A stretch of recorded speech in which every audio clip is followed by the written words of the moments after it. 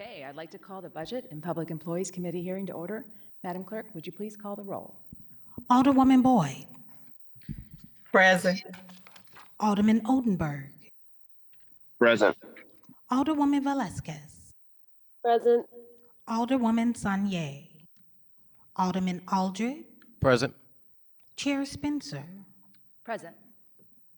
Alderwoman Sanye. We have 5 present. We have a quorum. Thank you, Madam Clerk.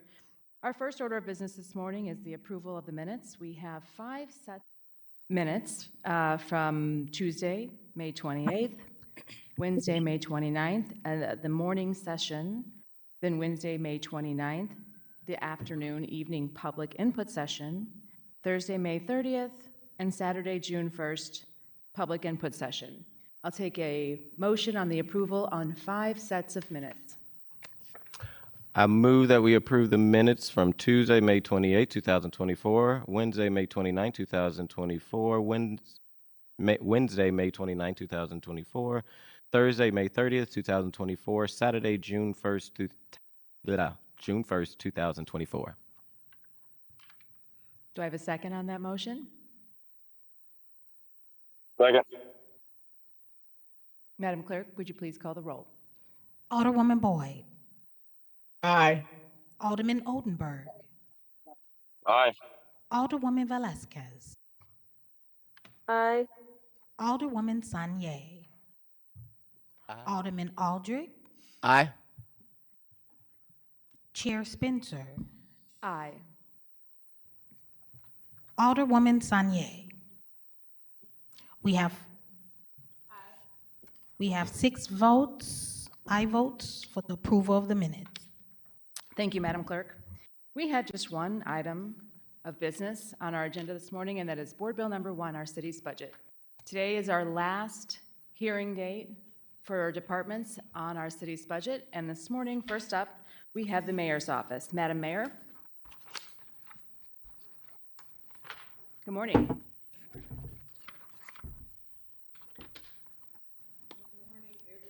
Your microphone. Your mic needs to be on, Madam Mayor. Your mic needs to. There you go. There you go. All right, we're on. Good morning. I am Mayor Tashara Jones, and I am presenting my department's budget. This is a breakdown of the fiscal year 25 budget. It can be found on pages 4 through 7 of the General Government Line Item Detail Book. As with fiscal year 24, this reflects a conservative budget, accommodating the annual employee raises offset by reductions in contractual services. So starting on pages 4 and 5, personal services, this includes salaries and roll-up benefits. Per performance employees are fellows and interns that come to work with the administration on various projects, provide them with opportunities to gain skills. They work about 15 to 20 hours a week.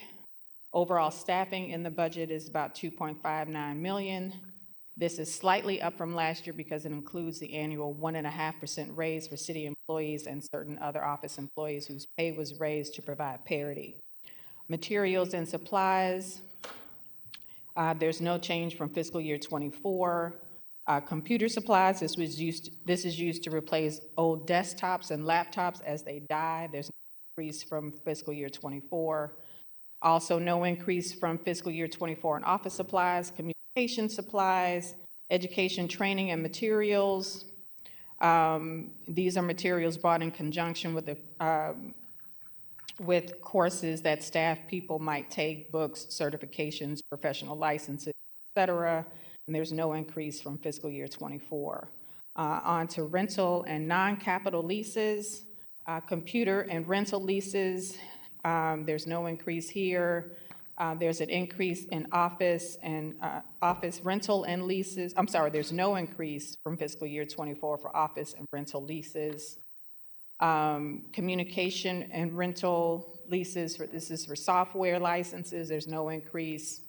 And for contractual and other services, there's a decrease of $11,000 from fiscal year 24 on computer software. No increase in office services, a decrease of $2,000 in communication services, There's no increase in education and training services. There's a $10,000 increase in lobbying services for our state lobbying contract. There's no increase in federal lobbying services for federal grants because it's not funded through the mayor's office budget. Travel for staff, there's no increase from fiscal year '24 or for transportation. There's a decrease of $20,000 for membership fees. This pays for our subscriptions and also covers other organizational membership fees as needed. And internal services, there's no increase. Professional services, no increase. And the contingency fund remains the same as it is in the charter. On page 6, the mayor's resiliency officer, this is a decrease because this is a special fund because 1.5 of the salary is paid for by the Mental Health Board in cooperation with an MOU with the Mental Health Board. And page 7 has a full listing of all of the positions in the mayor's office. There are currently 20 positions. We have 1 vacancy. And I believe that is all, and I will entertain questions. Thank you, Madam Mayor. Just broadly speaking, something just caught my mind. It looks a little bit unusual. I'm sure there's a reason for it, but the proposed budget is slightly higher than the requested budget, which is just sort of an unusual circumstance. It looks like the overall budget for the mayor's office Right. just has a slight increase over the proposed budget. Right. I just thought it might be helpful just to kind of explain what was going on there, just because it's a bit of an anomaly. Again, when I gave my opening remarks, our office, it's slightly up from last year because it includes a raise for city employees and other office employees whose pay was raised to provide parity. Sure. No, Madam Mayor, what I meant was, What page are you on? we're looking at your budget in the line item detail, pages 4 through 6, as you pointed out. The proposed budget, Page 5. page 5, Page 5. or actually, if you want to look at S1, just that kind of overall budget, the proposed budget is just slightly higher than the request. It's just an anomaly. It's just something unusual. I think it's not a matter of increase. It's a matter of the proposed budget being slightly higher than what was requested of your office. Just thought it'd be helpful to understand.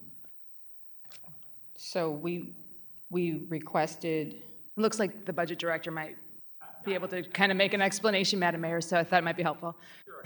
Yeah. A couple things. When we go through the budget process Sure. for everyone, if there is a late change, we don't change the request column. We just, because we work on the budget recommended column, we don't change it. So for instance, there are a couple things. Fringes changed. We got the final amounts there for the original, so that would be a little higher for health insurance and things. And I believe that one position that was charged as a special fund, which was a half position put in the general, that was also a correction after the original request was submitted. So that's why that was reflected there. Okay, thank you, Mr. Payne. It's just unusual, so we thought we'd address it. Madam Mayor, you talked about the lobbying not being part of your budget. Obviously, lobbying at the federal and state levels are really, really important actions. If you could just explain where those kind of went in the budgets, just for knowledge of the committee. where does the lobbying contract come out of? Fund 190. So it's not in our budget, it's in Fund 190. Do you have the figures, just so we can understand that the budgets that we have for lobbying, both at the state and federal levels, haven't changed? They've just been reallocated.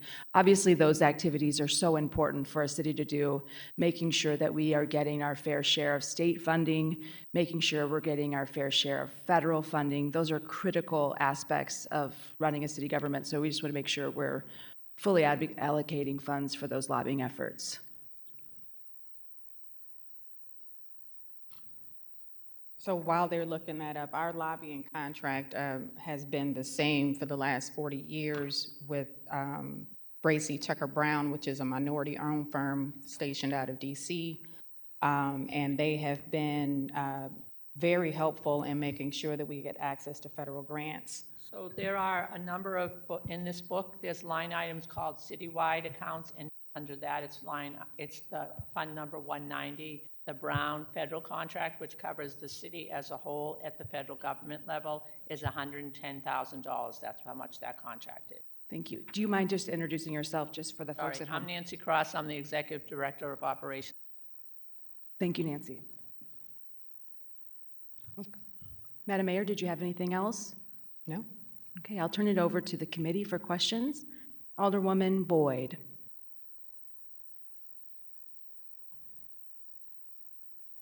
Alderman Oldenburg. No questions. Looks pretty straightforward. Thank you. Alderwoman Velasquez.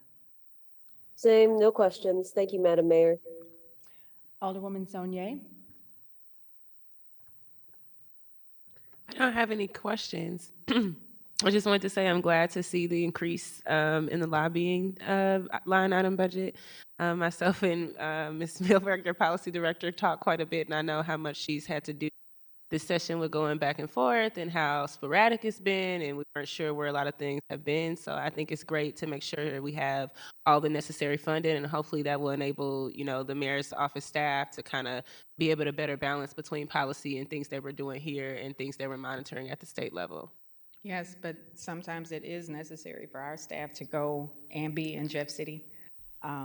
Even though our lobbyist is doing a great job, and we wouldn't trade her for the world, sometimes it's necessary for staff to be in direct contact with our state senators and state representatives. When we have Casey, who has a great relationship with the people in the building, she's able to navigate a lot of those relationships directly, so she works hand in hand with our state lobbying contract. For sure, and I agree. I just know, I've been a part of a group of people who have to try to sway and let her be when she's up there. So I just hope that this will help, for a better balance where possible. Alderman Aldrich. Thank you, Madam Chair, members of the committee. I don't think I have any questions. The budget looks flat. Employees are kind of the same. Well, I do actually have one quick one. So the executive secretary to the mayor, it looks like it's a half position, and then in Fund 100, it's a half position, and then in the Fund 111, it's a half. So is that how that position is paid, through like two different accounts? Yeah, just half and half, and then it's one. Okay. That's all I got. Madam Mayor, I think there was a little bit of confusion on maybe just my end. Did the lobbying budget increase, or was it the same? The state contract increased by $10,000 and the federal stayed the same. Okay, thank you so much for that clarification.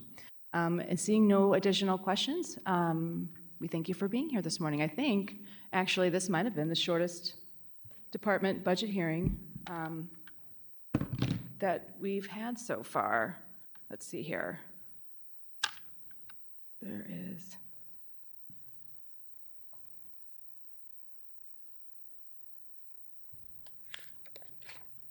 I'm not sure I fully understand the question here, but Madam Mayor, thank you for joining us this morning. Thank you for having me. Okay, we'll take a quick recess. And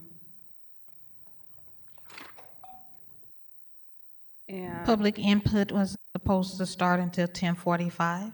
that's right. So I think we'll take a quick recess, Madam Clerk, until the public input session that was announced at 10:45. Is that right?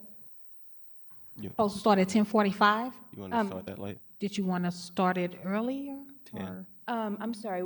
We have it scheduled at 10. What time was it scheduled for, Madam Clerk? They have it scheduled here for 10:45. We can go up I think we early. should stick with what was published, correct? Yes. So, Is there other input from members of the staff? I'm going to start at 10?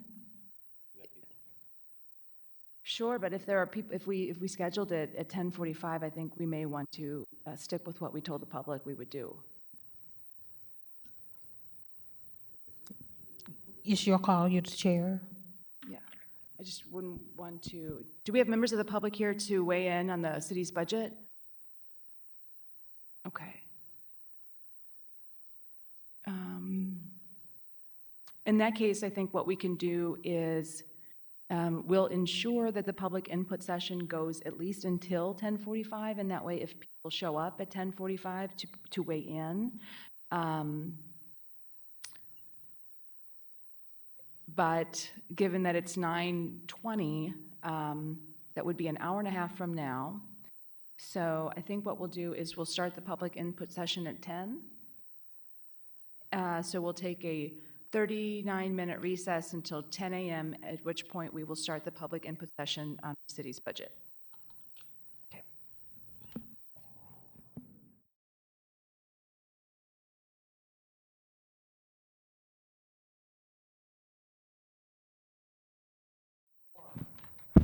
Okay, thank you.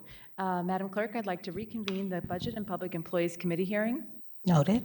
Okay. Thank you. So now that we have officially gone through all of our city departments that we have on our schedule for budget session, season of fiscal year 2025, we're having our last and final public input committee hearing this morning. I'll remind everybody here that to speak in the microphone, please identify yourself and maybe give us some geographical marker or some identification, whether it's your neighborhood or ward, or if you're representing an entity, just to give us some context, help us kind of better understand your perspective. We would appreciate it.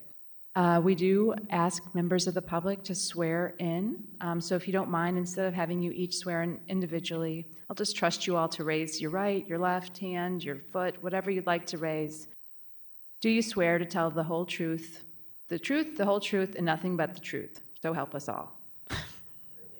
Excellent, thank you. Madam Clerk has the list to sign in. Anybody who has signed in already will go through and call you. If you decide during the hearing you'd like to weigh in, please feel free to just get up, add your name to the list, and if you've added your name and decided against speaking publicly, please feel free to bow out. That's, you don't have to speak. I'll give Madam Clerk, I'll hand over the reins to you to call folks up. And if you don't mind, we generally ask folks to speak at about 3 minutes or less. And Madam Clerk, if you don't mind, maybe keeping time. Noted. First, we have Miss Alicia Smith. Speaking in support. Madam Clerk, just by way of note, if anybody's tuning in at home, there was a little bit of confusion on the scheduling of this public input session, so we are getting started, I think, depending on how you look at it, a little bit early, and we'll make sure that since there was some public comment noted at 10:45, we go at least until 10:45. So if anybody's planning on coming in, if anyone's tuning in remotely and would like to weigh in, we'll make sure that that option is available. Okay, good morning. Good morning, committee. As she said, my name is Alicia Smith. I am the Director of Strategic Partnerships with PreventEd. Our organization, we are not-for-profit, and our organization was established in 1965 under the name of National Council for Alcohol and Drug Abuse, or NCADA. In 2020, we rebranded and created the name PreventEd. We are not a treatment center, only prevention and education. I am here in support of the budget of the Department of Health, the Behavioral Health Bureau. And they fund these particular programs under PreventEd: school-based prevention, teen mental health first aid training, guided, certified peer support services, NALOX box, and Talk About It media promotion. And I have just a few testimonials about why the funds have been so important for our organization. Starting in March of 2024, PreventEd actually, with the funds from the city, initiated media purchases for our Talk About It campaign. With the funding, we were able to buy ad spaces for 10 bus stops and 4 billboards in North City. This covered zip codes 63106, 07, 15, and 47. In addition to physical ads, PreventEd also acquired digital marketing, including targeted Facebook ads and Google display ads. These digital ads were tailored to the area zip codes, and we aim to focus on a specific demographics with attributes such as age, income, gender, household, and education. This approach helped us to expand our message. Overall, the funds from the City of St. Louis cover program support. Because of the forms, we can advertise, work on outreach, and train individuals. No matter how great a program is, if you don't tell the public about it and they can't support it, the program really is worthless. We are very satisfied with our partnership and support the budget of the Department of Health. Okay, thank you. Any questions? Thank you. Okay, thank you. Next, we have Ms. Inez Bordeaux in opposition.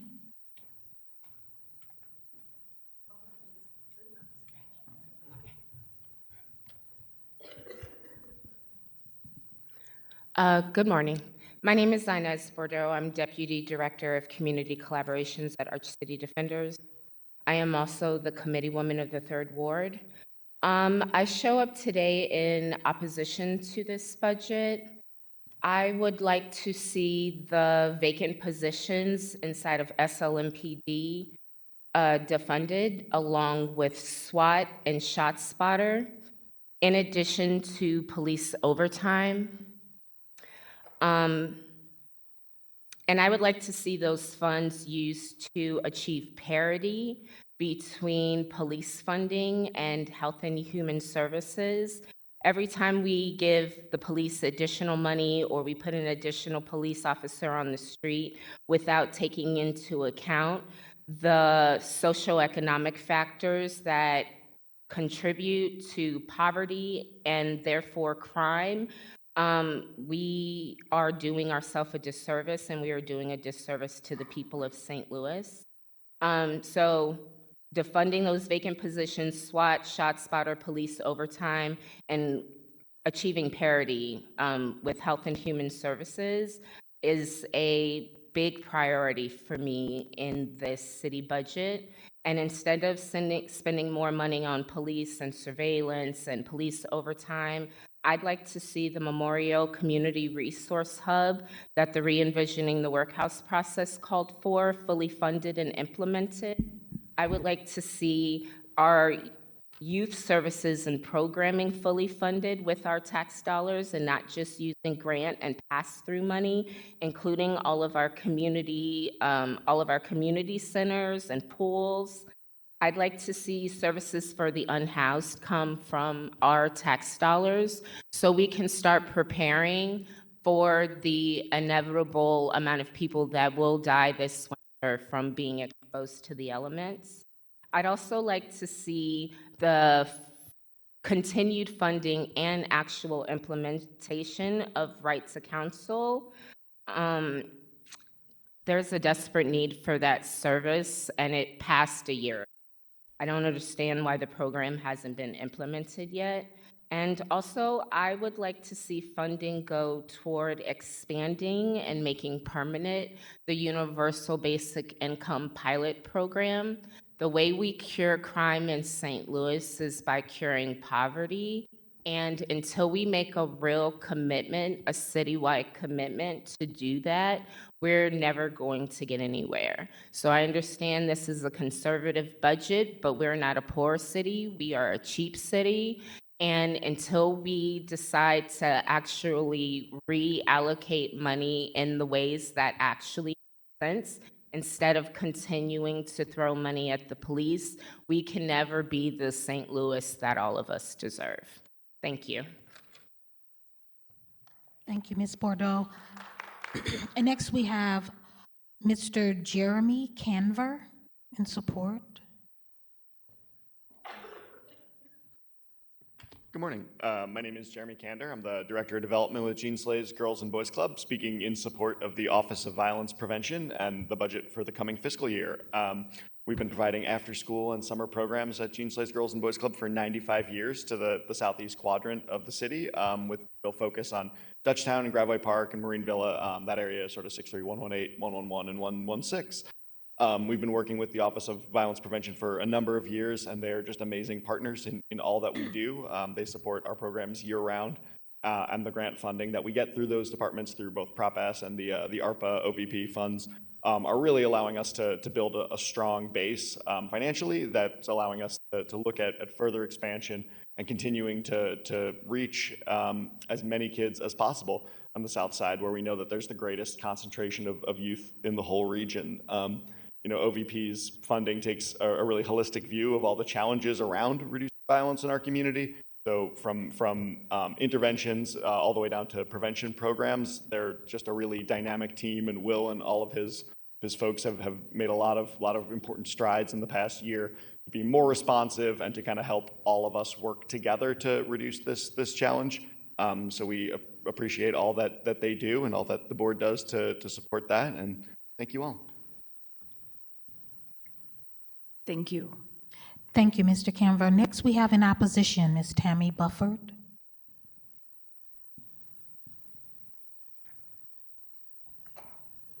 Good morning. My name is Tammy Bufford. I'm a resident of the 3rd Ward. I'm here to urge the committee to truly take a deeper look into the proposed police budget and reallocate money from their wasteful proposed spending.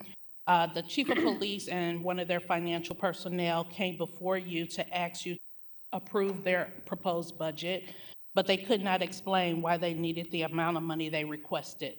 The police continue to include vacant positions into their budget, and they know that they will never fill those positions. Currently, there are 197 vacant positions they want funding for, and also requested 40 police trainee positions. That makes it 237 positions. They're also funding 54 police probationary officer position, 40 vacant sergeant position, 20 vacant prisoner processing position, 16 clerk typists, and they're also asking for overtime for these vacant positions. There also are some questionable items on their list, like health and safety. They have a line for equipment, supplies, and capital assets, and yet we don't know what those things are funding. So I ask you to take a deeper dive into that, and let's stop wasting our money on positions that will never be filled, and actually put that money back into our community. We should be funding tenants' right to counsel, the tenants fund. We should be having monies for our unhoused, for job training, also for health and human services, for mental health, for health issues.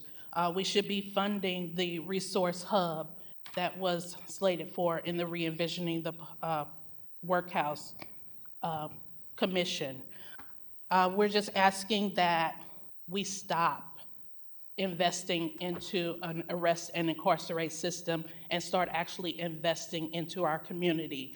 Our tax dollars are going into this, and we want those tax dollars to go into our community to make our community better. Thank you. Thank you. Thank you, Ms. Bufford. Next, we have in support Mr. Erise Williams, Jr.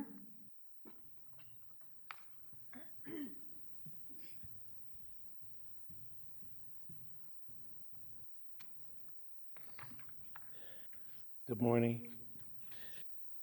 I'm Erise Williams with Williams and Associates. We are a nonprofit community-based public health agency addressing minority health disparities and health equity. I'm speaking this morning on behalf of the Behavioral Health Bureau funding through the St. Louis City Health Department. We currently have 2 projects that are funded by that department to address the opioid epidemic and behavioral health issues. One of our projects is known as Kings of Tomorrow, where we are focused on working with young Black men 18 years and older who have substance abuse issues, along with mental health issues as well. This funding has allowed us to hire a mental health therapist to work one-on-one, and it has also allowed us to hire peer community health workers who work directly with community members who have substance abuse issues. and mental health challenges. Our other project that was funded through the same pot of funding is called Lives Worth Saving, and it too addresses the opioid epidemic, but it provides case management services with MSW case manager to work directly one-on-one, not only with recovery support, linkage to recovery support and to treatment, but also some of the other social determinants of health that impact people who have addiction issues. So it's important that these two projects are new. Both started in October and November of last year. So it's important that we are able to continue what we started. We have been very effective in terms of reaching folks through the Life Worth Saving program.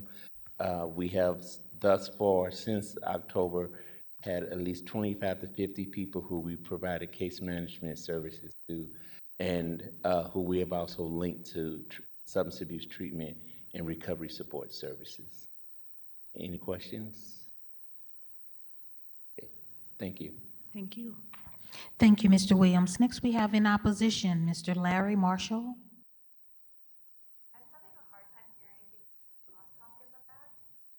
Oh, could members of the, if we have any conversations in the gallery, could we step outside? Thank you. Or maybe step over to the side. Good morning. Good morning. My name is Larry. I am a community organizer with FCC, and my alderwoman is Shameen Clark Hubbard. I show up in opposition of the budget. As a resident of St. Louis, I have experienced firsthand the challenges and struggles that come with living in poverty. It is the lack of resources and opportunities that are not available to us that has created this cycle of poverty that is hard to break from.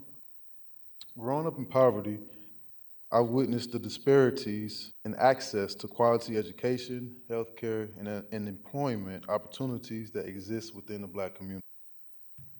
One of the most glaring issues we face in a disproportionate allocation of city funds, we demand that our city defunds the most obvious source of waste and abuse within the police department, including the St. Louis Metro Police Department, overtime and vacant positions, special weapons and tactics, Shop Spotter, and the Real-Time Crime Center. These funds could be redirected towards essential services and resources that our community desperately needs. SLMPD getting over $100 million, while Human Services only gets $1 million, is outrageous. The over-policing and militarization of our neighborhoods do not make us feel safe. Instead, they further marginalize and criminalize us. We also demand that our city re-envision public safety by developing non-police and civilian alternatives that are accountable and responsive to the needs of all St. Louisans. By investing in community-based solutions, mental health services, and social programs, we can create a safer, more supportive environment for everybody living in the St. Louis city. Furthermore, we demand that the transformation of St. Louis through community-based methods of preventing and responding to harm. This includes divestment from institutions that surveil, incarcerate, and kill Black and brown Black and brown communities, and invest into the people. Our communities need access to quality education, healthcare, affordable housing, and job opportunities. These are the building blocks of a living community, of a thriving community, yet they remain out of reach for most of us. Living in poverty in St. Louis has taught me the importance of solidarity and collective action. Despite the systemic barriers we face, our community is resilient. We come together to support one another, to advocate for change, and to demand justice. We are not asking for handouts. We are demanding our rights and the resources we need to build a better future for our communities. In conclusion, my experience living in St. Louis City and experiencing poverty within the Black community has been a powerful motivator for me to advocate for systemic change. By reallocating funds away from punitive measures and towards community-based solutions, we can address the root causes of poverty and create a more just and equitable society. I am hopeful that through our collective efforts, we can transform St. Louis into a city where all residents have the opportunity to thrive. Thank you. Thank you, Mr. Marshall. Next, we have Mr. Chris Wilcock in opposition.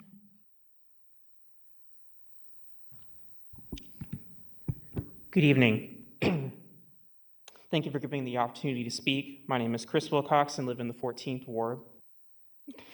I'm here to take our last opportunity to call on the committee to defund SLMPD and fund critical services that, unlike the cops, the city urgently needs. As if to illustrate this point, the weather this week is giving us both heavy rains and temperature breaking 90 degrees, either of which is a serious health threat to our neighbors living on the street. The last year demonstrated the bloated police budgets, including unspecified equipment, as Tamia just specified, costing more than the entire Human Services Department the budget, which means that the city's response to poverty is violence against people who need the assistance the most.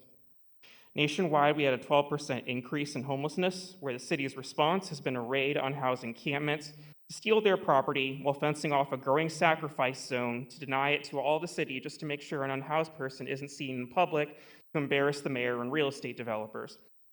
While the committee is talking about filling vacant positions, St. Louis has already had more cops per capita than 92% of cities. Instead of increasing overtime, maybe the police department can spend less time harassing unhoused people, idling in the IKEA parking lot, or joining at least 3 other police departments to make sure students don't camp peacefully on the lawn in Washington University to deflect attention from its investments in helping Boeing incinerate children in Gaza. If anything, the vacancies are an early sign of a problem solving itself. Any person might see a positive sign that fewer people want to take up a career robbing poor people, beating elderly professors or presidential candidates, and doing loss prevention for Schnucks and Walgreens. We have so many priorities to fund to meet poverty with something other than punishment.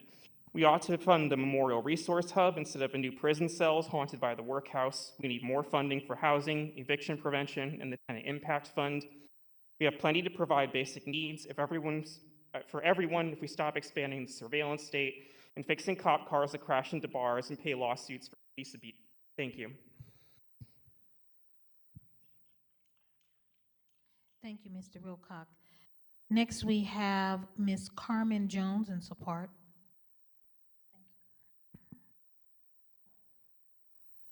Good morning. Good morning, and it is Cameo Jones. Cameo Jones, founder and owner of Live Recovery, Sober Living. We've been around since 2017, providing substance use treatment, housing for individuals who live with substance use disorder and mental health. I am here to support the Behavioral Health Bureau and actually asking for an increase in funding. Specifically, we have received those funds to support individuals in North City, St. Louis, Old North, Rasheen is our alderman, and supporting individuals that live with substance use disorder and mental health. With those funds, we have been able to support and serve individuals with SUD diagnosis, 345 individuals in 2023. I don't know, I'm sure we all can look around, including across the street, and see what the disease of addiction is doing to this community. Overdoses are skyrocketing. Specifically, Black men are leading in overdoses. In 2023, they were 81%. And since we've been able to serve this community, those numbers have went down. We have Black men back with their families. We have Black men with employment. They have their kids back. Some have purchased homes. Some have gotten apartments. But bottom line is that those funds are going to good use and it's serving this community well. I'm not a big talker, but I thought numbers were important. But that 42 number is no small number there. That's a lot of people in 2023 that those funds were able to support. So again, I'm in support of the Behavioral Health Bureau, and I hope we can get an increase to continue to serve more individuals. Thank you. Comment. Are we commenting? Okay. Thank you, Ms. Jones. Next, we have in opposition, Mr. Nate King.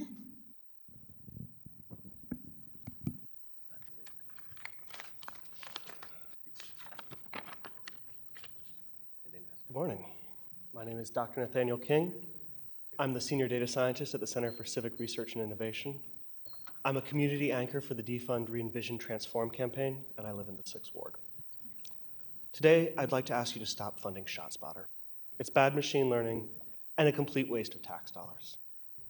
Starting with the bad machine learning, according to a 2021 Chicago Inspector General report, of 41,000 ShotSpotter-initiated dispatches in the city of Chicago, only 9.1% indicated evidence of gun-related criminal offenses.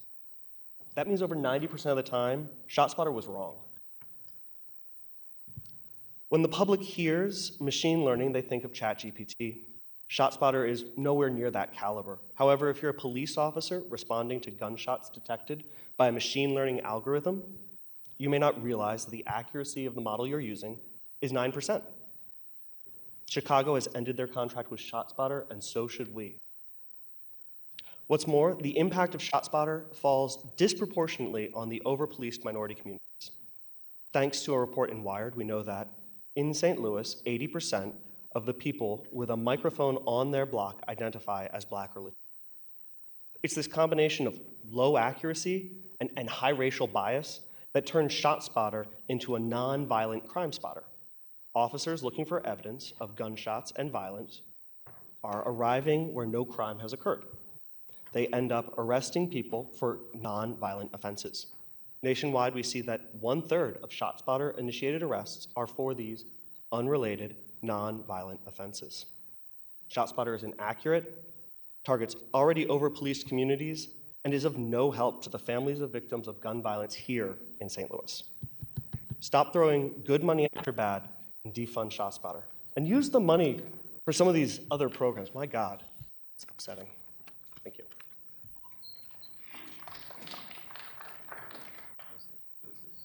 Thank you, Mr. King. Next, we have in opposition, Ms. Rachel Hurtado.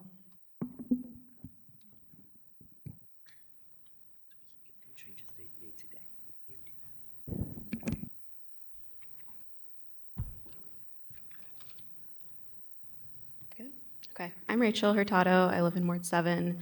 I'm testifying to advocate to remove funding from the SLMPD budget, specifically from ShotSpotter and vacant officer positions that have been empty for decades, to be reallocated to other departments and programs that proactively improve the health and safety of St. Louis City residents. For every dollar that is budgeted to spend on the police in the next year, there is less than 1 penny budgeted for health and human services. The city continues to expend resources to sweep unhoused encampments, arrest them, and destroy and trash their belongings. I've been at the sweeps, I've seen this. I worked in substance use harm reduction for opioids in the last 2 years, and every day we had to tell people on the street who want to get into treatment that there are no open spots in the programs, that there are no open shelter beds in the city. Increasing funding for unhoused services, substance use programs, and shelter resources will keep unhoused folks protected from the ongoing crisis of dying outside in extreme weather and move them closer to stability. I also worked in street outreach providing sexual wellness resources over the last couple years, and I can tell you that the way this city approaches sexual health and STI prevention by outsourcing services to nonprofits via grants leaves many of the most vulnerable St. Louisans in a gap. For example, this street outreach program that serves outdoor IV drug users and street-based sex workers and partners with the health department has been requesting a restock of at-home HIV test kits for 8 months now, and every single time we are turned away from the health department and told that they have no HIV test kits available for our program. St. Louis has one of the highest rates of HIV among Black women in this country. We critically need a fully funded city health department where we can reliably go for STI testing and treatment. immunizations, and material harm reduction resources. Right now, the health department has very limited STI testing hours and has no available. Just this weekend, Chief Tracy was speaking about police cracking down after a string of shootings. The police do not prevent shootings, they respond to them sometimes, and maybe. The police entrap more people into the criminal legal system, causing more trauma. And if we truly care about addressing gun violence in St. Louis, the city budget needs to massively invest in non-carceral, community-based gun violence prevention via the Show Me Peace program. This is a truly proactive approach that should be expanded far beyond the 3 neighborhoods it includes. Finally, at one of several town halls my alderwoman has been hosting in 7th, we heard about budget shortfalls from employees in the Buildings Division and Problem Properties Office. These departments are unable to do their jobs in addressing vacancy issues and building inspections, which contributes to thousands of tenants in St. Louis living in inhumane conditions of slum rental property. Moving money away from vacant positions in the police department and ShotSpotter to increase the salaries for folks in these departments would allow them to hire competitively, fully staff, and be responsive to the concerns of residents. Thanks. Thank you, Ms. Hurtado. Next, we have in support Ms. Amber Harris. Good morning. My name is Amber Harris, and I am Executive Director over Restorative Justice Movement Center, and I am here in support of the funding for behavioral health. Restorative Justice Movement Center inception began in 2014. We are operating out of St. Louisville, Greaterville area. We have been self-supporting for the last 12 years. It's due to our work. Our work is the education of restorative justice, the approach of harm and wrongdoing, education, implementation, and the mindset of maintaining and mandating relationship building. Our work exceeds just the systems, educational systems and healthcare systems. We operate out of the community with various programming to assisting those in transition of various areas such as mental health, substance abuse, unhoused, and reentry. With the help of the ARPA funds, we're newly recipients of ARPA funds. Just this year, we are able to begin to actually increase in our capacity building. We have been able to extend our services to not just assist our Greaterville area, our Ville area, St. Louis region, and divide it within 4 quadrants, but to expand our services, to be able to continue to educate and change the mindset of our community, of that of the penal system, that of incarceration, to that of mandating relationship building, to establishing trust within the community, within our community members, to develop the programs that actually assist them.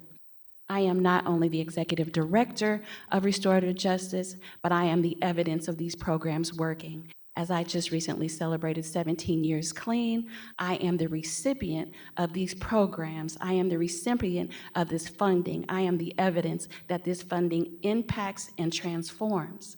So I too am here in support of these funds being allocated to behavioral health because I am the reason that it works.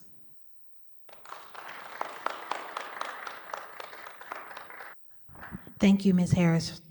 Next, we have Mr. Damon Starks in opposition.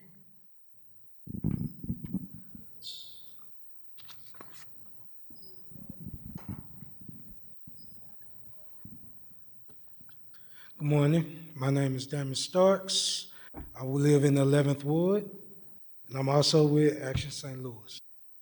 I'm here in opposition for the funding bill. I say to continue funding the police for vacant positions that has been vacant for decades and using ShotSpotter is a disservice. It's a disservice to our community. It's a disservice to the people. When we have right now the opportunity to help people, but it's in your hands, and that's funding. You can look right outside and you'll see the unhoused. Right now, we're dealing with a housing crisis. That is funding that money can go to. But yet and still, I do not know why in the budget there is still funding to fund the police department and their vacant positions that has not been filled for decades. Let's stop wasting money. Let's use this money and the opportunity to solve problems. True problems here in the city of St. Louis. That is my testimony. Start helping people.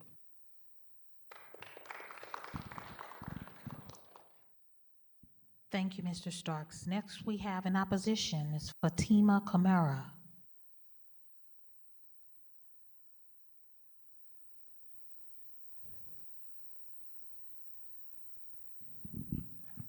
Good morning, y'all. My name is Fatima Kamara. I work for Action St. Louis with the We the Tenants campaign as a housing justice organizer. I'm here in opposition of the proposed budget because I work with tenants in the city and the county, and what I'm seeing is that we are heading towards a housing crisis, and a lot of people are already in crisis, and it's just going to continue. We have a lot of issues kind of converging on housing that are just gonna, in my opinion, they're gonna blow up if no one does anything. Right now, the city is not doing enough. So right now, St. Louis City is 55% renters, and nearly half of them are rent burdened. So as rent continues to increase, that number of rent burdened people will increase, and evictions are increased. And that's in a city that's not only providing next to no resources for the unhoused, but actively attempting to criminalize being unhoused. So again, this is going to turn into a crisis if no one funds resources for people rather than police. So not only are renters rent burdened, but they're paying for substandard housing. We conducted a housing survey and put out a housing report. And in that report, 73% of our survey respondents experience pests, 38% experience mold. And this neglect by landlords is leading to health issues and displacement, and it's even causing properties to be condemned. It's happened in the city at Heritage House, it's happening at Fountains at Carondelet, and it's happened in the county at multiple properties. So these properties are so neglected that they become condemned, and everyone in that complex or that building has to leave, which is why we need the Impacted Tenants Fund to be funded at a higher rate, which I'll get into. So when people are living in substandard housing and not receiving maintenance, they tend to stop paying rent, as they should, because the apartment they're living in is likely making them sick. So right now, the buildings that get attention for this neglect are low income, and I guess that's easy for the city to ignore, but there are so-called luxury apartments that are neglected, and they're gonna start displacing people with a lot more wealth and a lot more power that will be harder for the city to ignore. So I'll conclude by saying that we need more than $100,000 for the Impacted Tenants Fund, because as buildings continue to close due to neglect, because there's almost no accountability for landlords, we need much more for buildings that are closed due to that neglect. Right to counsel for evictions needs to be funded and implemented immediately as tenants continue to be evicted by slumlords unfairly. And rental assistance is also needed to keep people in their homes. So if we continue to fund the police over people, we're going to see more crime, we're gonna see more people displaced. And like I said, this is a crisis that I think that if you don't work with renters or you're not talking to renters, you don't see it as the crisis that it is, but it will get more and more attention as the situation gets worse. So let's avoid that. Thank you, Ms. Kamara. Next, we have, I believe in support, Ms. Robin Lovings Brown. Okay, next we have undetermined, Mr. Jason Watson.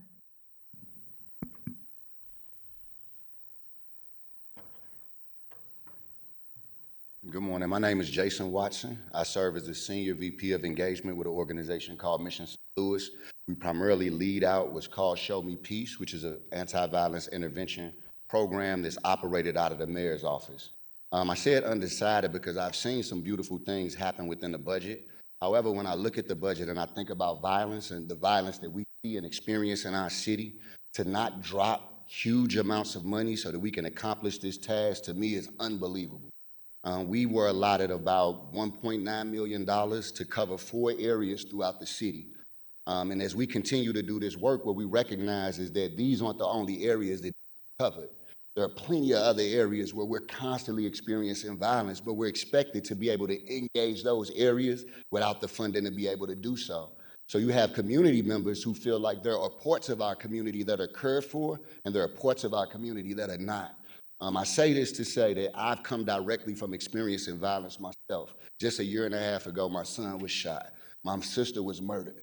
This isn't something that's far from me. And I don't do this work because I want to make money. I do this work because I realize that it needs to be done.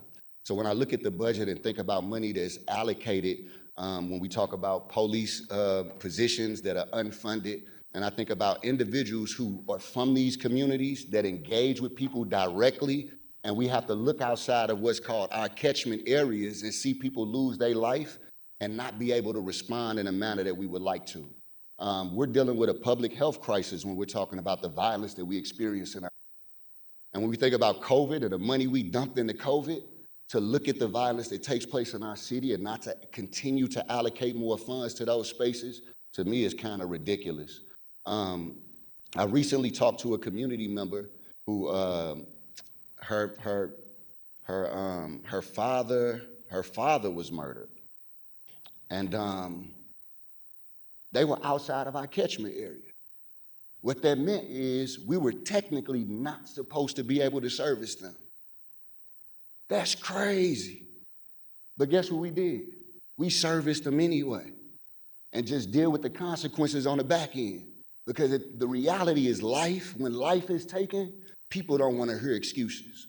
So I say that to say, like, let's put money into programs where people come from these communities, people live in these environments, and they're respected in these environments, and that's what Show Me Peace does.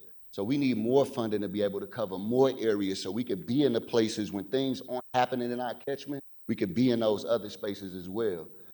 So thankful for the support that we received, but just really arguing for the reality that it's not enough. And if we really see this as a public health crisis and we could dump money into other things, it needs to be directly dumped into programs like this, like FCC, programs that spend time investing directly into people, but more importantly, is directly in the community, responding to every, talk about shots fired, we had every shooting that happened, even the ones that's not in our catchment. But we're expected to be able, and then we'll have, success is based off the crime rates dropping. But we're trying to deal with areas that aren't even within the spaces that we're supposed to be dealing with. So we're kind of faced with a lose-lose battle, because what the public says is, what are y'all doing, right? And I know my guys is in the streets almost losing their life. But because we can only service certain areas, the public feels as if we're not as present as we should be. And I feel like that's not a problem that we can carry. I think that's a problem for the city and a problem for the funding and where it's spent. Thank you. Thank you, Mr. Watson. Next, we have undecided, Ms. Sahir Beatty. Sahir?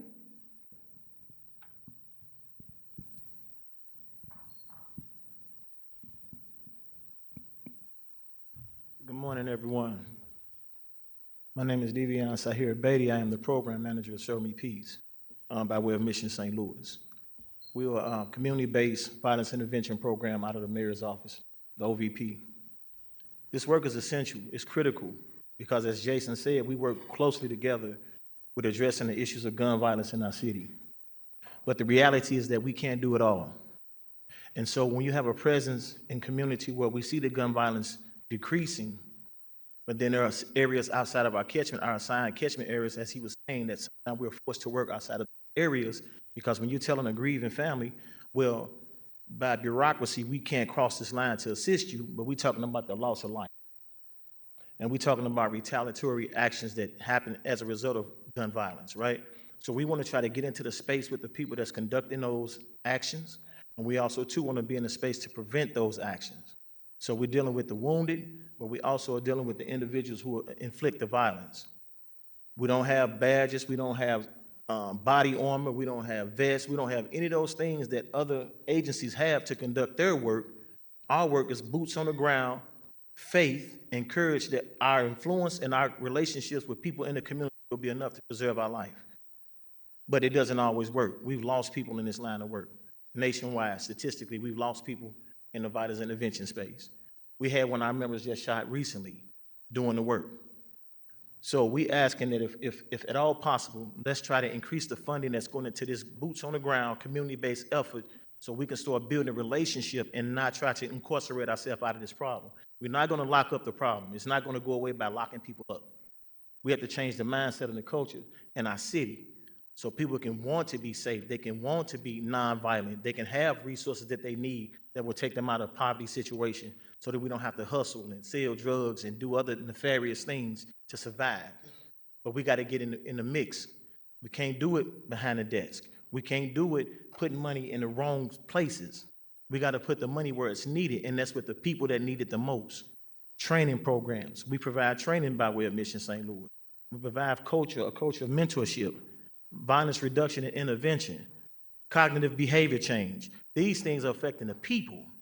Because if we don't do that, man, we're going to be constantly chasing the problem, talking about how much crime in the city, but we're never addressing the root, the core issue, or the roots of the problem. And that is, we need more people building relationships within their communities with the proper resources and access to things that they need. Community centers, active community centers, resources, mentorship, scholarship for young people who may not have the means to go to post-secondary education, that we are actually putting money invested into our future, because if we don't do that and then we leaving these people to do it on their own, it becomes by any means necessary. And unfortunately, when you sell drugs, you're gonna have to pick up a gun because you gotta protect the package. And somebody try to take the package, you're gonna protect the package. So you got an issue of drugs, you got overdoses, as the sister was saying, you got violent acts being committed against one another, and now you're talking about an over-incarceration issue. So it's just a problem that follows a problem that follows a problem. So let's put money where we can get in homes with these young people, give them some alternative measures, and just be support to them. And I strongly believe, in my deepest heart, I believe that it would change the culture of our city. But we can't lock up everybody, and that's not going to solve the problem for you. So thank you for your time. Thank you, Mr. Beatty, for that. Next, we have Ms. Robin Lovings Brown.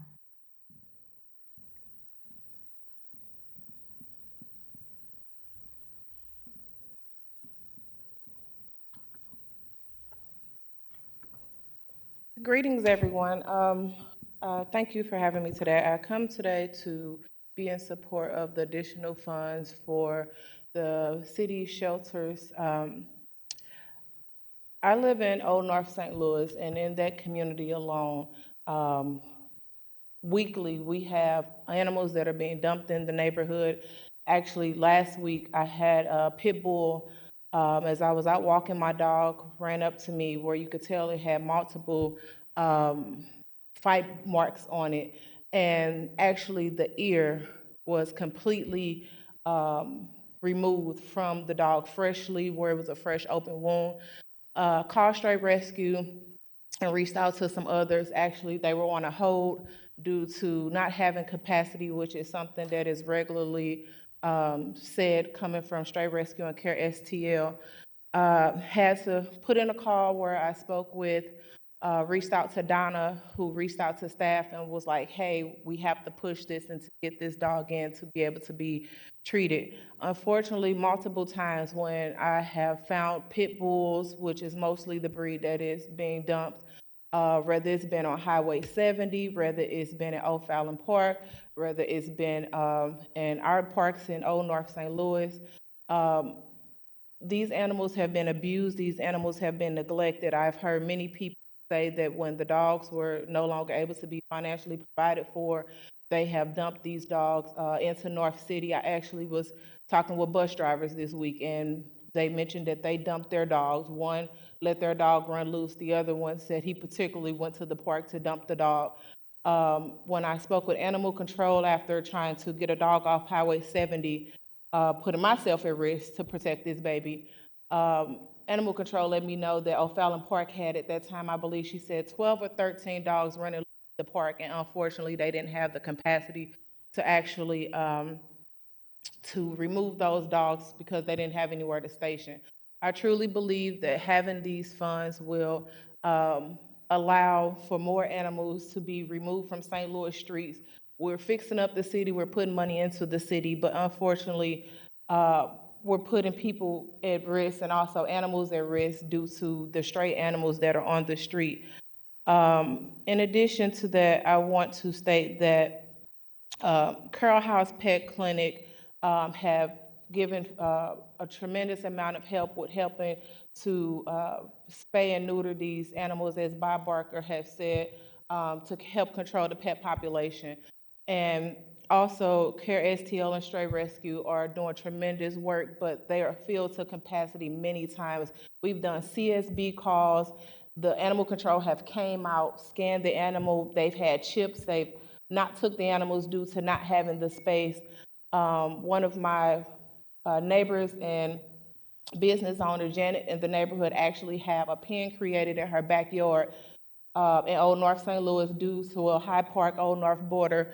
Due to the space being limited, we now have to sometimes hold these animals in there to come out of pocket to provide food for these animals until the city can get the space that should be allocated for them. Also, I want to say that we need to get legislation eventually to actually be able to protect these animals from breeding, from abuse, from neglect. There needs to be some legislation to actually crack down on these so-called owners that are committing these crimes against these animals to be able to fix the problem. It's just not going to happen with just giving the organizations funds. We also need to put time and effort into making sure that we educate individuals on caring for animals, and that we also continue to make sure that folks understand you just can't dump animals in the city of St. Louis and be able to get away with it. That should not be tolerated. I know our police officers and our law enforcement and our alderpersons and everyone have their hands tied, but this definitely should not be an issue that should be ignored, especially when I could take my time and risk my life on Highway 70 and throughout neighborhoods, approaching these animals and rescuing these animals, whether they need pictures, whether they need Facebook, the media groups that's on there to show proof of what actually goes on. It's available. I'm willing to share it, but please do not go without giving these funds again to these animal rescues and shelters that are providing this amazing service. Thank you. Thank you, Ms. Brown. Next, we have undetermined Mr. Lamont Roberts.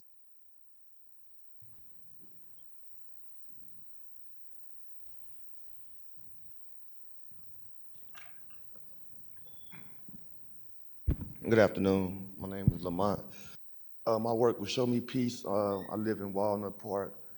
I don't have too much to say behind what Jason Shire said, other than I am a violence interrupter with Show Me Peace, and I am a direct testimony of programs that are community-based work. I was raised in Walnut Park. I have become a credible messenger inside of Walnut Park to help give resources and other things to the community. And I just ask that y'all stay in support of programs like this because they actually do work, like the lady, Ms. Harris, that walked out of here. This program has worked on me, helped me become a business owner in my community. It's helped me with my family, counseling and mentoring. I just thank the city of St. Louis for providing opportunity like this for guys like me to continue on to better our lives. Thank you.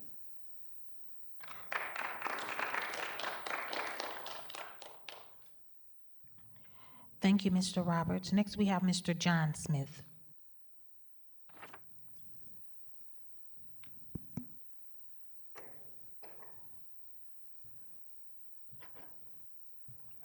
Hello, how's everybody doing today? Well, I'm a St. Louis native, and I know the Peace Program is an awesome thing. I'm just here because I seen it on TV, and I want to be involved. The city of St. Louis has a lot of problems, as we know, and it's been problems for over 10, 20 years. There's no way that I should grow up as a kid and have to see this right now. It's a disgrace to St. Louis as a native. There's so many different problems that it's just out of control, but it's so easy to fix. All you have to do is get the youth involved. I don't see no letters coming out to nobody's house in the city of St. Louis about what's going on, what's taking place. That's something that should be automatic. You have to get the youth involved. The city is smaller than the county of St. Louis. I'm from North County, and the county is doing great, excellent. There should be no competing. If you need outside resources, you just contact the county and get the resources. Communicate. That's all you have to do. You can break everything down in the subdivision like I do everything else on the government entity side and the sector side. There's so much that you can do. You can turn this city around in 3 years if you get the youth involved with anything that you're doing. It should be internships, volunteers, a whole lot of everything. You guys got so much money, I'm not sure that y'all know what to do with it. There's so many people out here with degrees, master's degrees, doctor's degrees, associates, bachelors, but you deny them. You discriminate against them. I'm one of those people. I have multiple degrees, multiple certifications, and I still can't get a job, but I'm an entrepreneur. I make money for myself. I'm good. I don't understand how can you let different people from different city, I'm not trying to be biased or anything because I am in support of anyone coming to St. Louis to help out, but you got so many people that come to St. Louis and get jobs like it ain't nothing, real easy, but you deny your citizens in the city of St. Louis.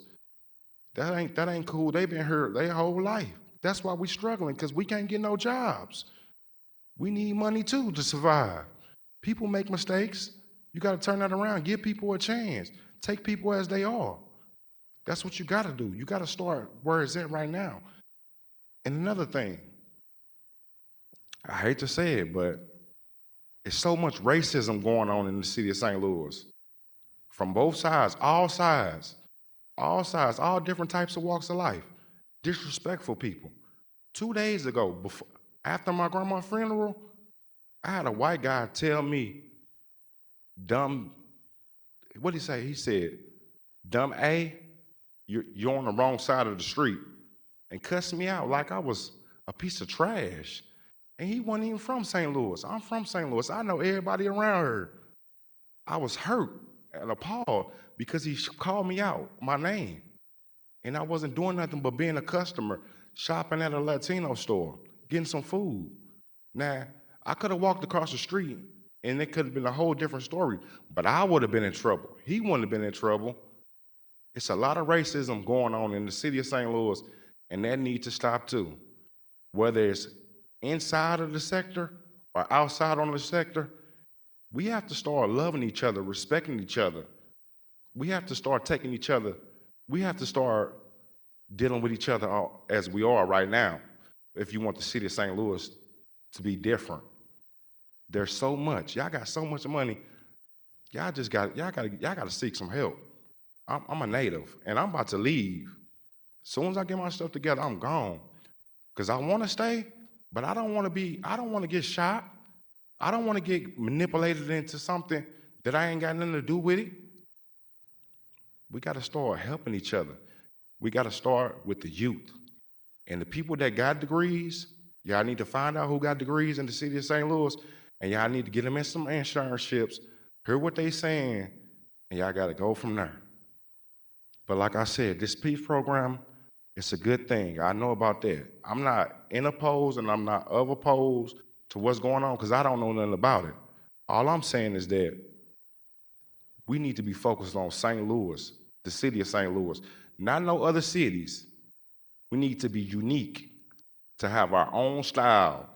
They say we old-fashioned, but things are changing. The Urban League is awesome. Look at all the amazing work they're doing. And they're not even a government entity. Y'all should be doing way better. Y'all got all kind of connections. But we just looking like some dirty people. Nah, at the health department too, it's a lot of germs out here in the city of St. Louis. Why ain't nobody cleaning these areas up? Why? Germs everywhere. All these different stores, these people not cleaning their stores. Y'all need to jump down on them and make them clean their doors, everything, because they're not doing it. It's nasty. That's all I'm gonna say, because if y'all want me to keep talking, I got a whole lot to say. Thank you, Mr. Smith. Next, we have not decided, Ms. Tyra Lewis.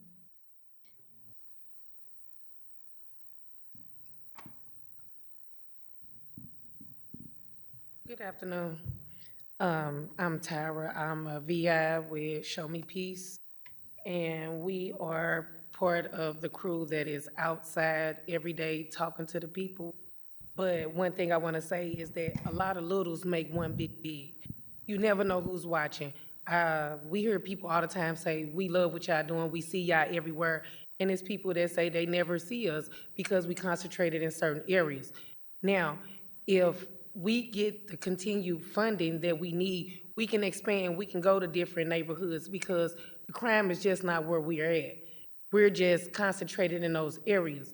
The other day, one of our members one of our coworkers was shot in the line at work. You know what I'm saying? And that's scary. When you got kids at home, everybody want to make it home. You know, you don't want to go to work with the thought of not coming back home. We need the continued funding to expand, to be able to go to different areas, to help the people that want our help, but we can't, like, physically go over there because that's across our line. You know, as the young man was saying with the youth, if we get the youth involved and start early, we don't have that problem because they got something to do. I was just seeing on the news this morning where the community centers are starting to stay open later because of the summer months. The kids need something to do. When you don't have an idle mind, is the devil's workplace. You know, when you don't got nothing to do, you get bored. You start finding things to do, or you let somebody convince you to do something that you would normally do. So with the continued funding that we have, and we can expand and hire other people, because even in our area where my team work, it's only 4 of us now, and we got 16 blocks.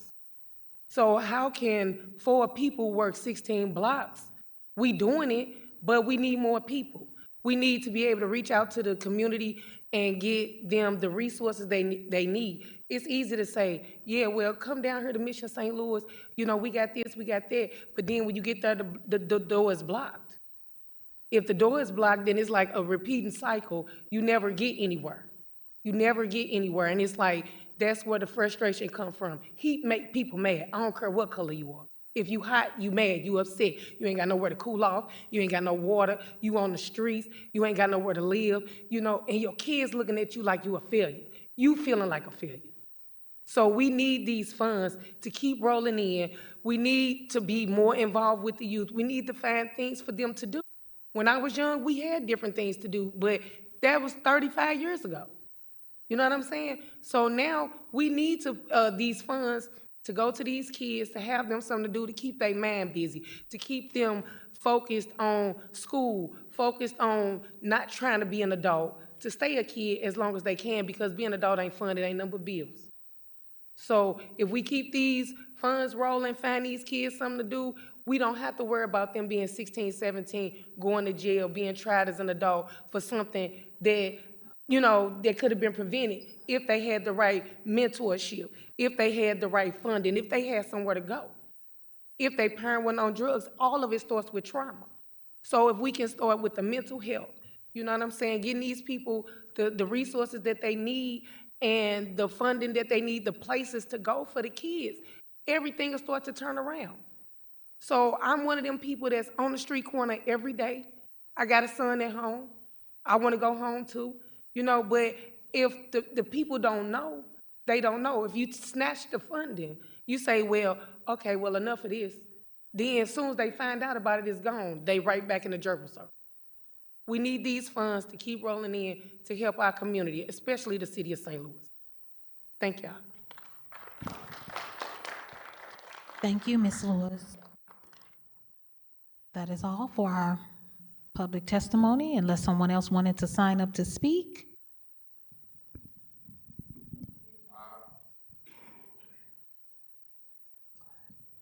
This Mr. Lewis, he already spoke, but it's up to you, Chair. This Mr. John Smith. excuse me. Mr. Johnson, did you already have a chance to speak? Okay, no, I'm sorry, yeah, we were taking care of some business in the hallway. Do you want to take a few more minutes? You can have a few more minutes, Mr. Johnson. So, like I was saying, you missed the, Miss Spencer. I was saying we have to get the youth involved. There's no way that the city of St. Louis should be in the situation that it is. I'm not sure how long you've been in St. Louis, but I know I'm a St. Louis native. I grew up in North County, but I played sports in the city. I used to have to catch the bus all the way from Florissant down to Matthew Dickey and Herbert Hoover and City Red and 12th and Park. I've been around St. Louis a long time, and I know some things can change. A lot of things can change. I was saying that there's a lot of racism going on in the city of St. Louis that shouldn't be happening. There's a lot of discrimination. There's a lot of people with college degrees, like bachelor's, master's, doctors, associates, certifications, and certificates that get denied jobs. Those are some issues that needs to change. What I mean is that if you target these situations in these different sectors, these different subs, it can improve the capability of the city of St. Louis. If you find these people with these degrees, give them jobs. They don't have to be broke. Get the youth involved. Pay the youth. Give them jobs. They 15, 16 years old. Give them workers permit. Give them jobs. Give them internships where you can know them and they can know you, where they can learn how to be self-sufficient. Give them jobs where they can earn legit legal money. Help them out. This is what we do. Get them a start. Germs in the city of St. Louis? A lot of germs everywhere. This is crazy. Viruses out of control. I don't see nobody spraying. The thunderstorm, tornado things, they don't even work no more. I ain't heard no tornado warning in about 10 years. That's ridiculous. People, I was on the bus maybe in spring when the tornadoes came, and I knew it was finna tornado because I've been around a long time. And it was a tornado was finna come. The sirens did not go off. The sirens need to be fixed. The streets need to be fixed. The youth need money to survive so they can get jobs, so they can stop doing bad stuff. I need a job. We need a job. We all need a job. We all in this together. It's a whole lot we can do. But what I was saying, though, was if you break things down in different subs and find people that can deal with these issues or these problems that can turn into a resolution, it will improve the city of St. Louis. And I was saying the PEACE program, I'm not sure how long it's been around, but it's a new program and it's good. It always is just good when you got outreach for people. I think. But I just wish that we all do better, as citizens in the city of St. Louis, because it's out of control. We looking like we don't have things under control when we have people in different places that can do something about it, that can help out, that can reach out. You have to know somebody to get something done. Well, Mr. Johnson, we can't solve all those problems here today, but Of course. I think that you're on the right track. Yeah. And you mentioned one thing that we might be able to solve today. If you need a job, we have a lot of job openings. Well, I've been denied several positions for the city of St. Louis, several. Have you really? Yes, several. And I've been applying for the city of St. Louis since I was 22. Okay. Well, let's figure out what's going on with that. I know I'd like to see if we can help do that piece. But at this point, I'm going to have to cut you off just because, to be fair. But we do appreciate everybody coming down here today. I know that this budget committee, we're at the very end of our whole cycle, but the public input piece is really important to this committee, to the Board of Aldermen, to the public. in the whole, in being part of our city government. So we just appreciate you really making time today. Many of you have been down here since 9 a.m. Thank you for weighing in. I know it's important to this committee. We had to do a lot of shuffling in and out because we are trying to figure out the calendar and what we need to get done today in order to put it back before the Board of VNA. So the committee's shuffling in and out of the hearing while you are testifying is unusual. I want to apologize for that. It's not our standard operating procedures, but we are trying to understand all the mechanisms through which we can make changes as a Board of Aldermen here this morning. So apologize and grateful for your understanding on that front. We're going to take a moment, not a full recess. We have to convene on what we need to be able to, what we are able to accomplish here. So thank you all for coming here today. This ends the public input session of our budget cycle this year. But we're just really grateful that you took your time to weigh in on our city's budget. This is your budget, your tax dollars. This is our budget. So thank you for participating.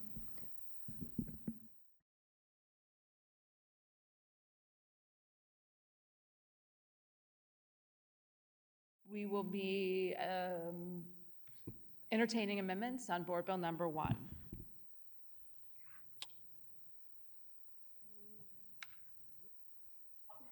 We do. Okay, excuse me. Are we online?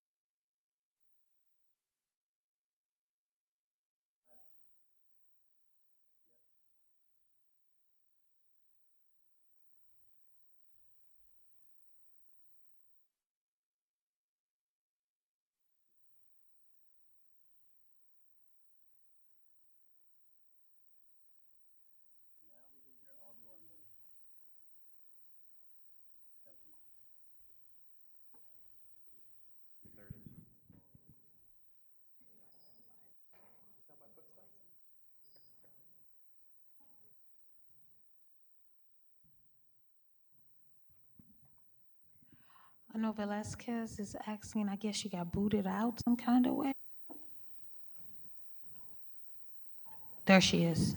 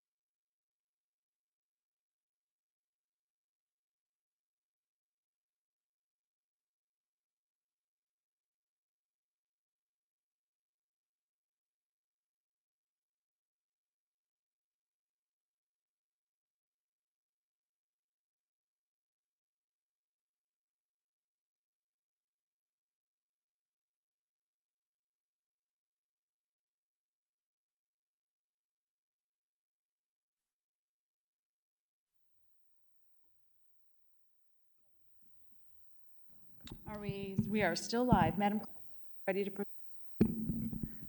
Okay. Yes. Okay.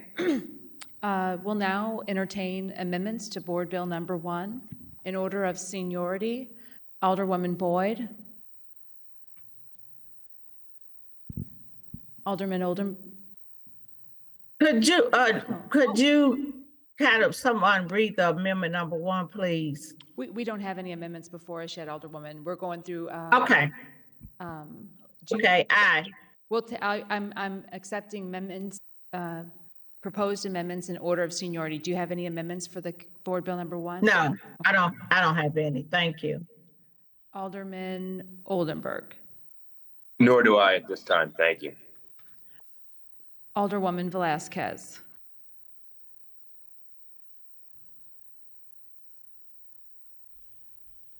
Alderwoman Saunier. Thank you, Madam Chair, members of the committee. I do have 4 amendments today to bring before us.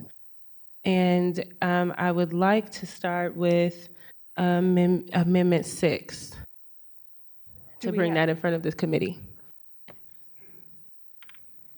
I'm sorry. Yes, the amendments are in the drive.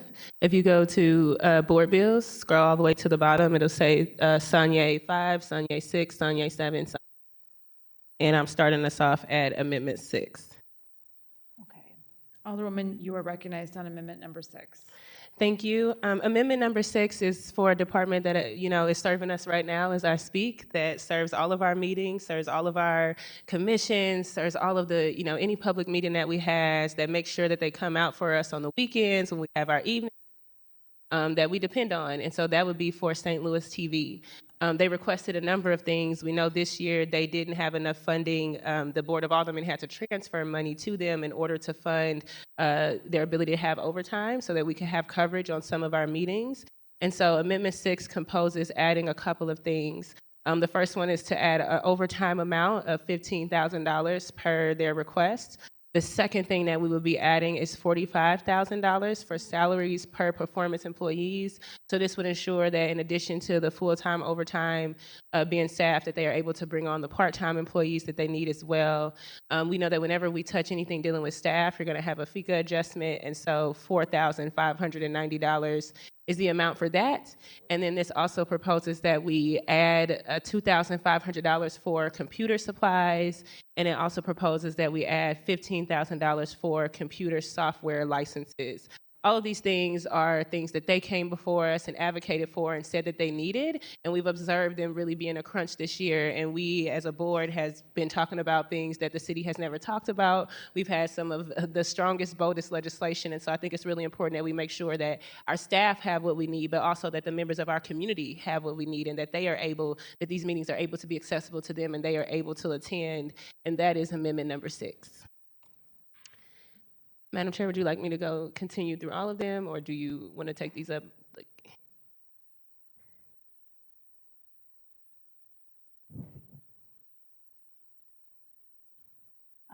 Thank you, Madam. Thank you, Alderwoman Saunier. I am struggling to get into the drive here this morning.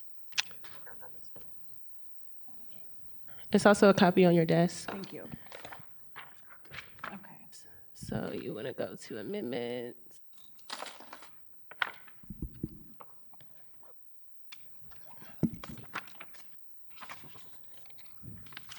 I have amendment number 1, 2. Okay, let's see. Yeah. And so, Alderwoman, this is an amendment that would add funding to STL TV. Yes. Okay.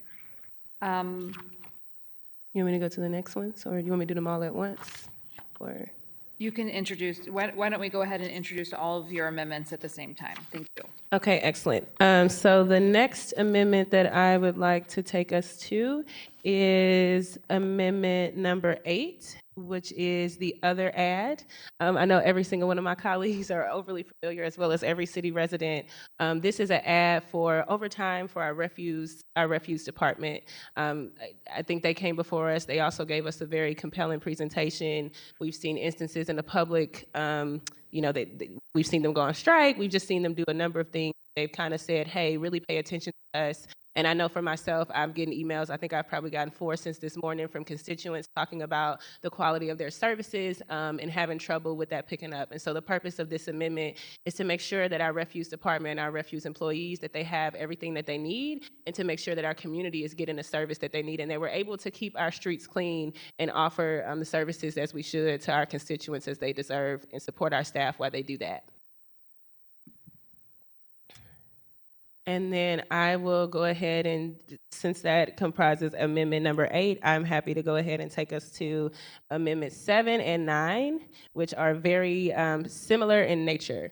Again, while we're talking about departments that struggle to have overtime, while we're talking about departments where workers are clearly speaking out and saying that they don't have the support that they need, while we've struggled and had to end committee hearings early because STLTV did not have the overtime that they need, and so we had to cut public comment off, we do have a department within our budget, and that would be St. Louis Metropolitan Police Department, that actually accounts for amendments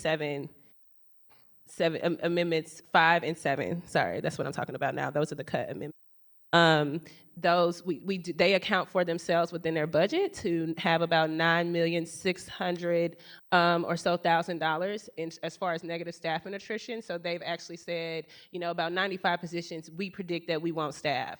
And so in order to fund the things that I'm bringing before us, it would take us to about 96.5. If we want to roll that up to 97, we can. But essentially, I'm saying let's remove these vacant police positions, 2 of them, in order to fund these other things that folks have come before us and told us that they need, and that we know that our community needs in order for us to keep our streets clean, and in order for our meetings to stay accessible to our community and our staff to be supported. And I'm happy to take any questions on any of these measures. The amendments, I think, are pretty clear. Those cuts are just from salaries, the salaries police line. And if you want to see where the staffing attrition line that I'm speaking of is, you can go to page 222 in your line item book. So, Ms. Sanye, I just wanted to make sure we're talking about 7 and 8, not 5 and 7, correct? Okay. Okay, just. Yes. Your increase, decrease? Okay. Yes.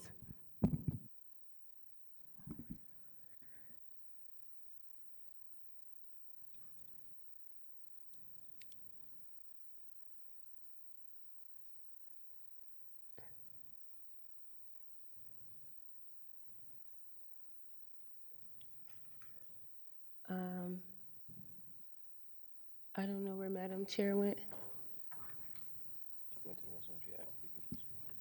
Oh, yeah. So I think Madam Chair will be back. I think, again, just to take us through what this is, again, Amendment 5 is a cut to salaries for police. Again, taking us to page 222, where you do see that negative staffing attrition rate. Not really far in alignment than what they predict, because again, that does transfer to about 95 positions. The amounts that we have here before us are about $160,000. So that's about 1.5 positions if there was to be a total for those positions. And so just, again, they're pretty simple, pretty straightforward.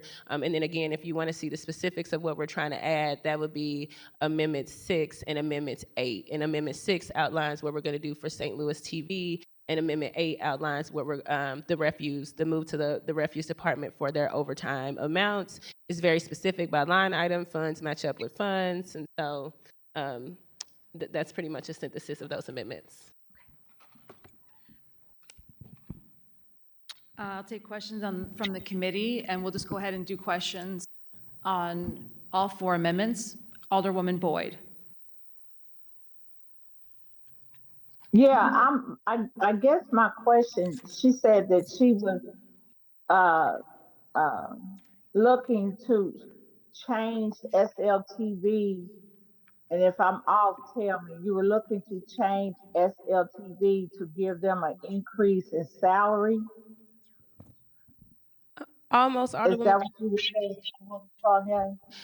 A little bit, but we can't directly touch the salaries line, so this touches the employees line. So this funds STLTV overtime directly, and it funds the salaries for their part-time employees. But technically, the salaries line is a little bit different, but essentially, yes.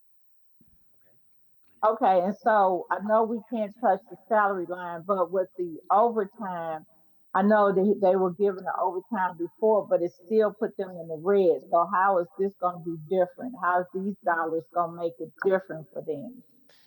Yes, I think that's a great question. So when they came before us, they gave us a presentation where they outlined specifically how much funding they thought they needed in order to meet the goals that we have for them. And I did take a look at what they were allocated last year versus what they spent. And so my amendment it aligns with both their projections and with what our budget shows that they would need in order to be fully covered. So, of course, I wouldn't say you can ever get it 100%, but this is what they themselves said that they feel like they need for overtime. And it also aligns with the gap that we saw in our budget prior to the Board of Aldermen doing that transfer. So at the end, we're not going to do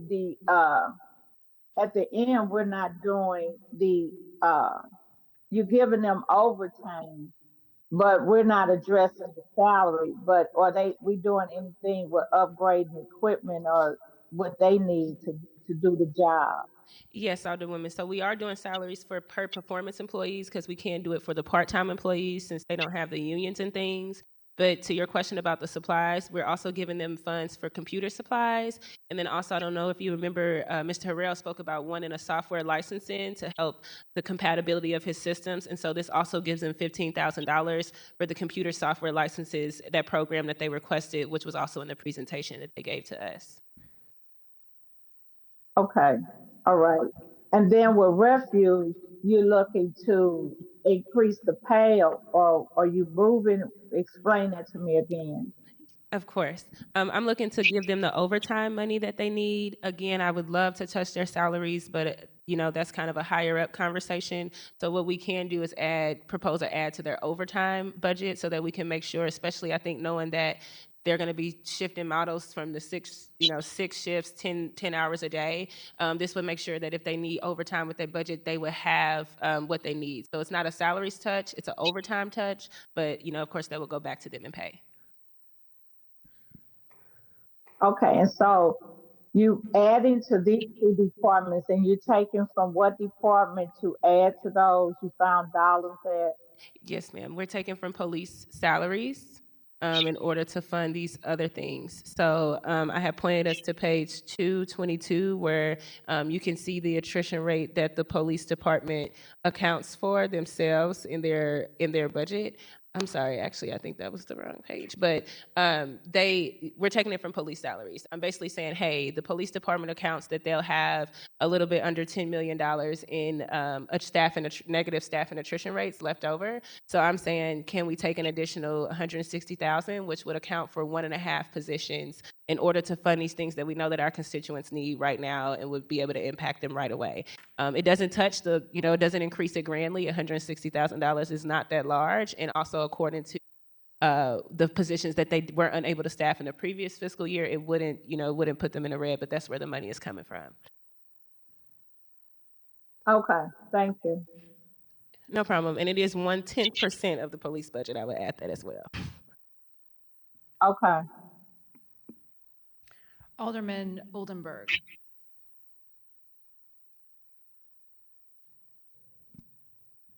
I have no questions. Thank you. Alderwoman Velazquez. I have no questions. Thank you. Alderman Aldrich. No questions. Okay. And I have no questions either. Thank you. All right. So what we'll do here, we have Amendment 6. Did you want to ask first? Oh, is President Green on? Okay, Alderwoman, President Green, my apologies. Do you have any questions for Alderwoman from the 7th? That's all right. No questions. Just think that these amendments make sense and know that one of the things that we hear about the most from our constituents is concerns over trash pickup, and have had the ability a couple weeks ago to speak with a number of refuse workers about number of their concerns about being overworked and the need for additional overtime. And then we also know that earlier this year, the Board of Aldermen, we transferred money from our own budget to help keep STL TV operating. And so we want to make sure that going forward that we don't have to do that again, and that we're giving them the resources that they need to make sure that we have transparency around all of our city meetings. So I think these are pretty common sense amendments. Thank you. Okay, thank you, President Green. All right, so we have Amendment 5, 6, 7, and 8, and we'll go ahead and take them in order. I'll entertain a motion on Amendment number 5. Alderwoman from the 7th, you're recognized. I move that we pass amendment number 5 with a do pass recommendation to Board Bill number 1. I'll take is there a second on the motion? To just clarify, I think the motion just to adopt sorry. amendment, not do pass. So I move to adopt amendment number 5 to Board Bill number 1. Second. Thank you for the clarification, Alderman from the 14th. Madam Clerk, please call the roll. Alderwoman Boyd. Alderman Odenberg. No.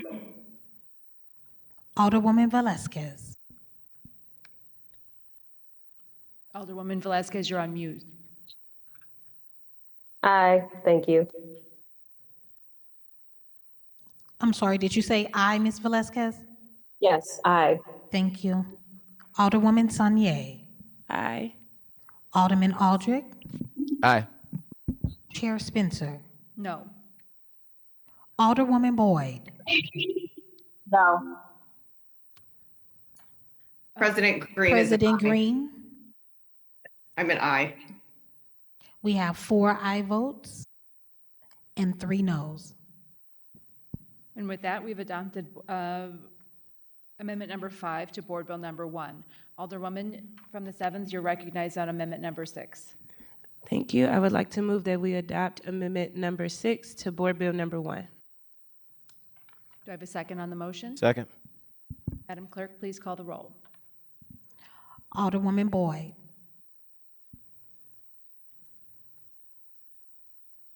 Aye. Alderman Odenberg. No. Alderwoman Velasquez. Aye. Alderwoman Sanye. Aye. Alderman Aldrich. Aye. Chair Spencer. Aye. President Green. Aye. We have 6 aye votes, 1 no.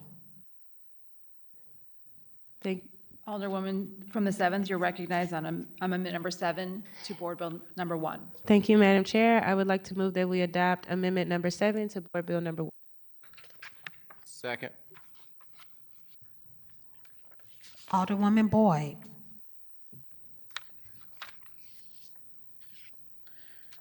Alderwoman Boyd. You on 7? Alderman Odenberg. No. Alderwoman Velasquez. Aye. Alderwoman Sanye. Aye. Alderman Aldrich. Aye. Chair Spencer. No. President Green. Aye. Alderwoman Boyd. No. We have 4 aye votes, 3 noes. And with that, we've passed Amendment number 7 to Board Bill number 1. Alderwoman from the 7th, you're recognized on Amendment number 8 to Board Bill number 1. Thank you, Madam Chair. I move that we adopt amendment number 8 to Board Bill number 1. Do I have a second on the motion? Second. Madam Clerk, would you please call the roll? Alderwoman Boyd.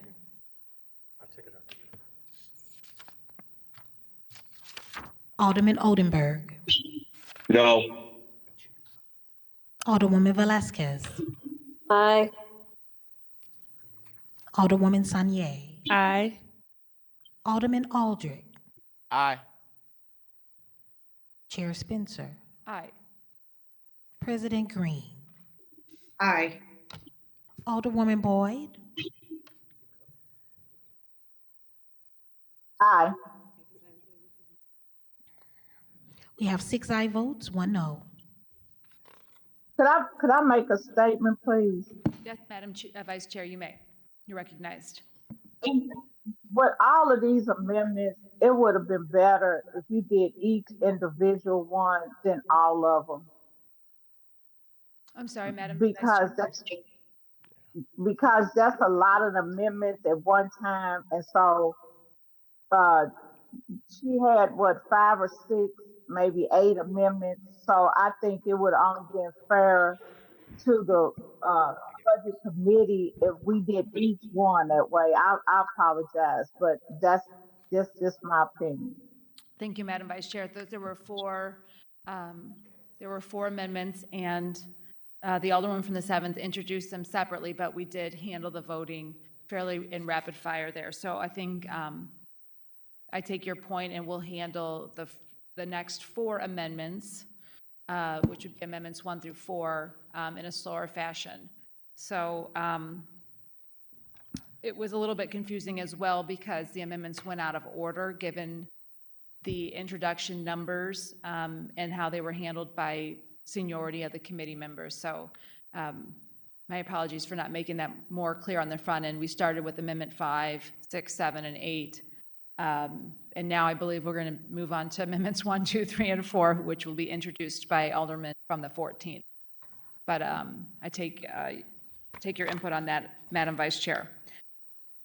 With that, Alderwoman from the 7th, do you have any further amendments? No further amendments, Madam Chair. Okay. With that, Alderman Aldrich. Thank you, Madam Chair and members of the committee. I have a few amendments. Before I talk about these amendments, and I'll go in order, like you said, Alderwoman Boyd, to just make it a little clear.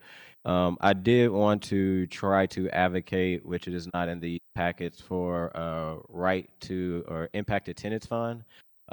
We had talked with Director Paul Payne and also our financial analyst, Ryan Coleman, and ran into an issue with that fund because since it's a special fund that is kind of set up through trash pickup, it would have been hard to try to use potential general revenue money for the special fund for trash pickup not trash pickup, building violations. That fund is used for building violations to collect for impact attendance fund. So we may have to look at that ordinance to see how we could do that, as well as similar with right to counsel. So I want the community to know that we heard you on those two and still looking at to see what we can do. It's also a little tricky because those were ARPA funds, and we can't cross ARPA funds and general revenue funds, but we are looking to try to figure out what we can. To my colleagues, I have 4 amendments. I will take a vote on these all individual, but just to summarize what is going on. So I will start my reduction amendments first. All of my reduction amendments are coming from, I have 2, they're coming from the CJC. They will be funds that currently right now, after talking to the commissioner, these will be employees that at the moment they will not necessarily be able to get up to full capacity. So this was a good spot to be able to take it from. And then all my increasing amendments will be going to the circuit attorney's office for several positions. One thing that the circuit attorney has talked about doing is the diversity, his diversity inclusion, no. Diversion, not diversity, diversion program. He's trying to staff up and he can't staff. I know I'm like DEI. I'm wrong thing.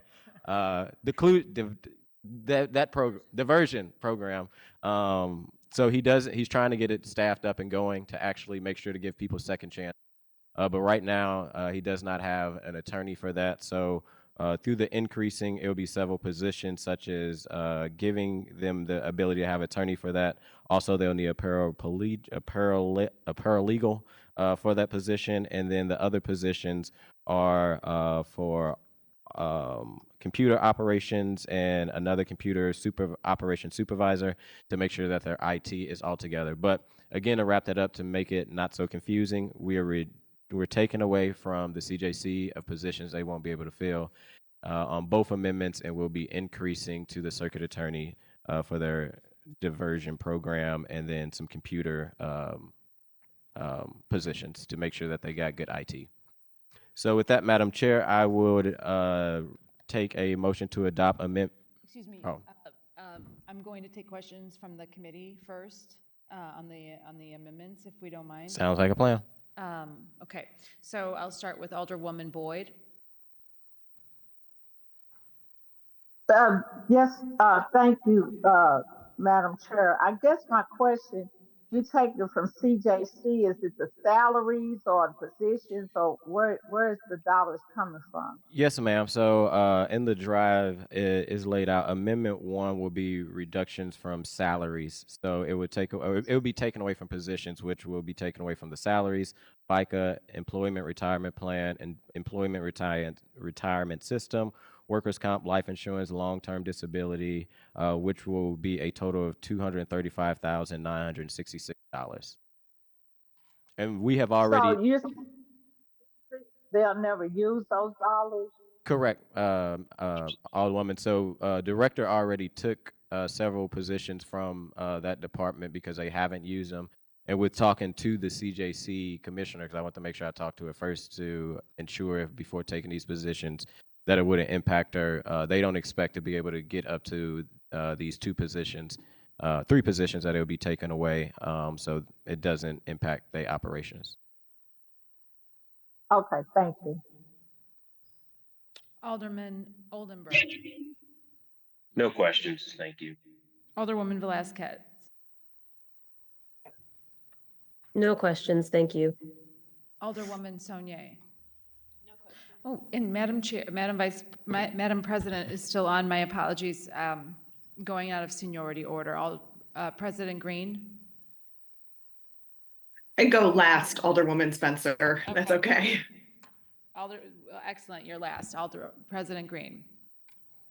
I'm good. Thank you, Alderman from the 14th, for your amendment. Thank you. And with that, I'll entertain a motion on amendment number 1 to Board Bill number 1.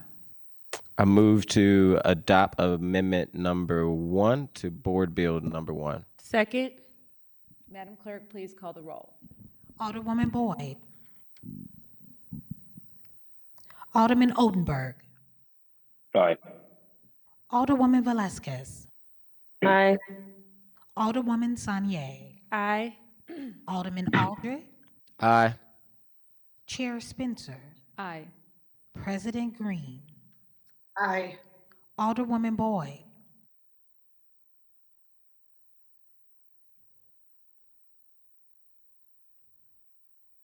Alderwoman Boyd, we're having a hard time hearing you. I was saying, I'm sorry, I'm on my phone trying to do this and it's not acting right. Aye. Thank you. We have 7 aye votes. And with that, we've passed amendment number 1 to Board Bill number 1. Alderman from the 14th, you're recognized. Amendment number 2.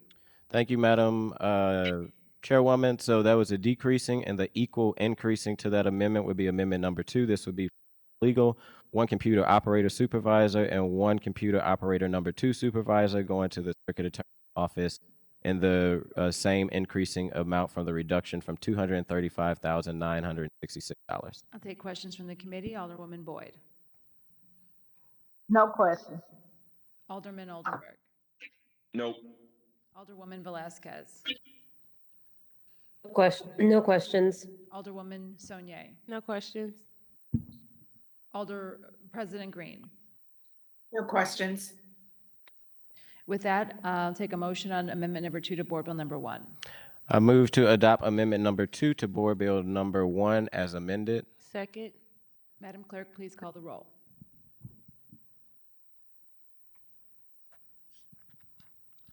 Alderwoman Boyd. Alderman Oldenburg. Aye. Alderwoman Velazquez. Aye. Alderwoman Saunier. Aye. Alderman Aldred. Aye. Chair Spencer. Aye. President Green. Aye. Alderwoman Boyd.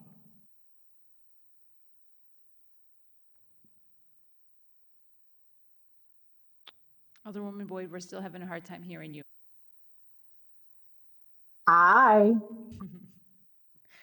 We have 7 aye votes.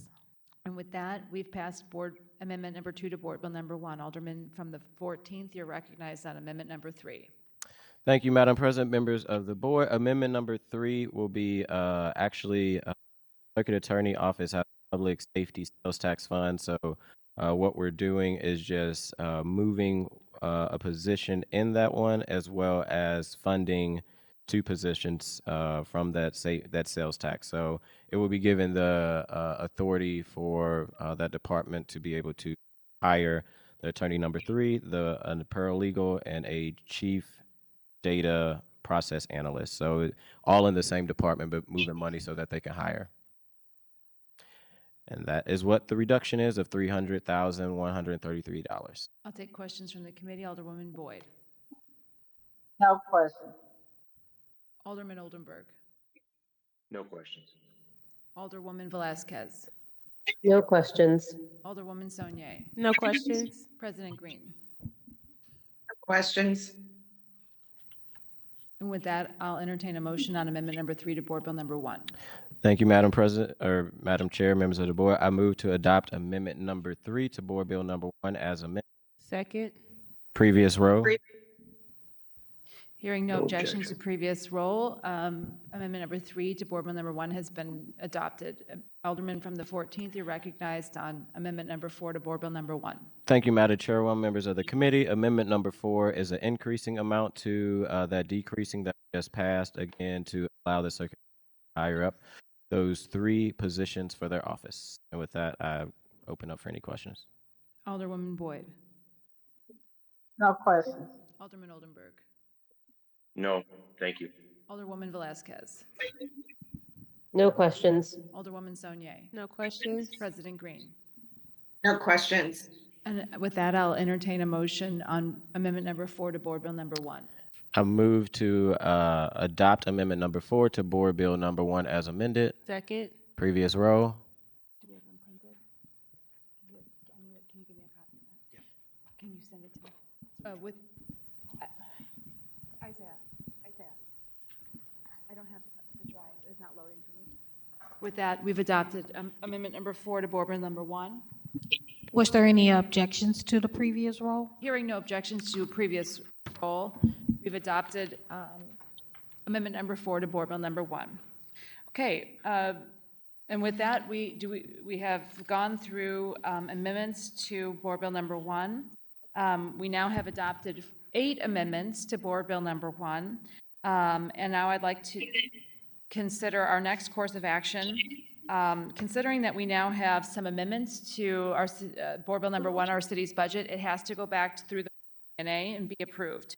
In addition to these 8 amendments, I would like to see additional funds for the refuse department in the way of moving 10 positions from HEO1 to HEO2.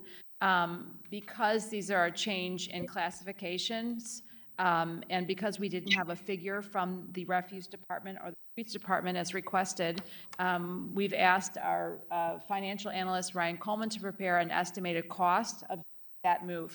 As we pointed out, as was described to us, our refuse department right now, as proposed by Board Bill number 1, while there are potentially enough staff positions in there, those staff positions, in order to cover all of our city trash routes, we have right now 55 routes to cover the entire city, and our Board Bill number 1 accounts for having 56 HEO2 drivers, which are the drivers that actually run our routes, which would give them absolutely no time off, no vacation time, no sick time. So what we're doing is, what we're proposing is to move HEO1 positions into the HEO2 positions, which have a slightly higher salary, so that we can make sure that all those positions are well funded and well filled, and so we can make sure that we at least have the capacity in our budget to address all of the refuse needs in our city. We just prepared that this morning here in the last hour, and while we don't have a cut, it is not unprecedented for the Board of Aldermen, for the Budget Committee to request that the Board of E&A find additional funds in the budget. In this case, that just represents $90,000 It's not a huge amount. Last year, when we requested the Board of E&A find small amounts of additional funding for various things, they were able to do that. And so what we have prepared here today is a letter to the Board of E&A requesting that the Board of E&A adopt the 8 amendments that we have passed here today. In addition, asking them to find funding for those additional, the moves of those refuse workers and the additional salary for those 10 positions. What I'd like to do is ask the committee to consider this letter, which is available in the drive. If we can pass this out today, if we can get approval of the committee to pass this out today, we'll present it to the Board of E&A today, immediately. It outlines not only the 8 amendments that we have passed, the additional request that I have just outlined for those additional dollars to our refuse department.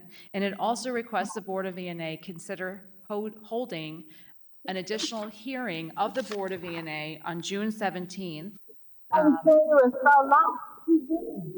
Alderwoman Boyd, we are not having trouble hearing you now. but if you don't mind. So it's also requested the Board of E&A conduct a hearing on June 17th to consider these changes. This hearing, as we're requesting, is not unprecedented. In fact, it was a hearing that we were understanding that they were to conduct. It's our understanding that this Board of E&A hearing has been canceled, which puts us in a negative position as the Board of Aldermen to consider changes to the budget before the July 1st start date. So we're asking that the Board of E&A consider these sooner than the currently scheduled June 25th hearing, so that any additional changes or considerations by the Board of Aldermen has time to do so before the July 1st fiscal year starts. Okay? With that, I'll take questions from the committee on the letter as prepared, outlining those requested changes to the Board of E&A. Alderwoman Boyd. Can you hear me now? We can hear you now, Alderwoman Boyd. Oh my God, Jesus. I have no questions. Thank you. Okay, Alderman Oldenburg. No questions. Thank you, Chairwoman. Alderwoman Velazquez. No questions, thank you. Alderwoman Saunier. No questions, thank you. Alderman Aldridge. No questions, more of a comment. Echoing what you said, Madam Chair, I think this letter is critical that we get out today to send over to E&A, ask them to have a special meeting by June 17th, because and then after they make their decision, it would have to come back to the Budget Committee, which then after we vote it out, we have to send it to the full board. And I think, like you said, Madam Chair, we want it done by January 1st, since a previous meeting was canceled. It's putting the Board of Aldermen in a very tight position to be able to send a budget back with these changes to E&A and then get it fully passed at the board. So appreciate your leadership and the staff on getting this letter put together. And with that, I'll entertain a motion on, President Green. I'm so not used to having President Green in our, That's all yes. right. I will be quick and I want to thank the committee for your work over the last month and a half on the budget process. I know it can be very lengthy meetings, and I'm listening to and engaging with all of our departments and also members of the public to figure out tweaks that we can make. I do support an additional E&A meeting being called. I'm sure that we can work that out, and I'm committed to making that happen. Just wanted to make sure that I thank the committee for your work and for the intentionality behind what you are sending to E&A. So thank you. Alderwoman Sonia, you're recognized on a final comment before consideration of the letter. I just wanted to, I think, really echo the sentiments of Alderman Aldridge and President Green. And first, thank the community for showing up. I hope that, I think often you come to these public meetings, you see government officials, you feel like you're talking to a wall, you feel like you don't get a response. I also want to acknowledge today, because a lot of times you guys were talking and we were talking and we can't exactly say what we're discussing while we're working on it. So I want to apologize on my behalf. We were working to have some of these important conversations so that my colleagues can have an understanding of what it was that I would be proposing and we could kind of know where folks were. But what I hope that you all get from us today is you see that it does matter that you do show up. It does matter what you advocate for to both the community that's here, to STL TV, who's working and operating our cameras right now, to all of the departments. I feel like this year, I felt like departments were being very truthful. They were being very transparent. They weren't speaking as if someone was watching them. They were speaking as if, hey, this is an opportunity for me to advocate and to make it clear what I really need. So I hope that both departments and communities feel heard. Of course, there are many things that I think we talked about behind the scenes of when it happened, but it's funding specifics. This fund has to go to that fund. This thing has to go to this thing. So certainly I know a lot of folks advocate for other funds, impacted tenants, right to counsel. A lot of folks mentioned on house services, different things that we know that we have continued, the building division, we have continued conversations to have, but I hope this invigorates you all and makes you feel encouraged to go. And I also want to encourage you all, it's time to, the same thing y'all did today by pulling up here to us, I hope you email the members of ENA and let them know, hey, the Board of Aldermen has done their duty, the Budget Committee has considered and voted on these amendments and made some suggestions. And so I hope you'll email them and let them know and put the same effort because it's now in their hands and we do depend on them to get this back to us. Otherwise, by July 1st, what they originally passed will go through. So I just want to make sure we all understand the importance of continued advocacy in that space. Thank you. And with that, I will entertain a motion on approval of the letter from the Budget and Public Employees Committee to the Board of ENA. I move that we approve the letter to support increasing and decreasing to the Board of ENA amendment. Second. Previous row. Do we have any objections to previous roll? Objection. Okay. Madam Clerk, would you please call the roll? Alderwoman Boyd. 7. It was mine. Alderman Odenberg.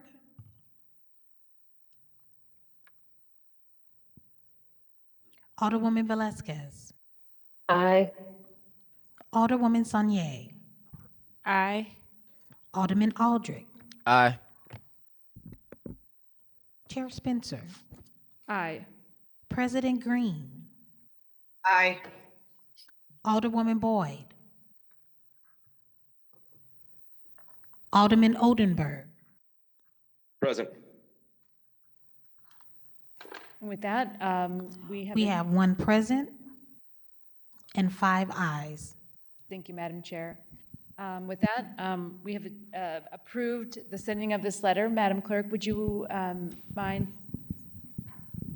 Just repeat that, I'm sorry. We have approved the sending of this letter. We'll get this out today. I want to take just a moment of personal, or just take a moment and thank this committee. We have gone through a very, very lengthy budget process. I don't even know if we've tallied the number of hours. I would say 60 or so, in considering having 35 departments come before us. It's been a very, very informative but very long process. We have had an unprecedented dedication from members of the Board of Aldermen with extremely thoughtful, well-prepared questions, thoughts, and comments for each of our departments.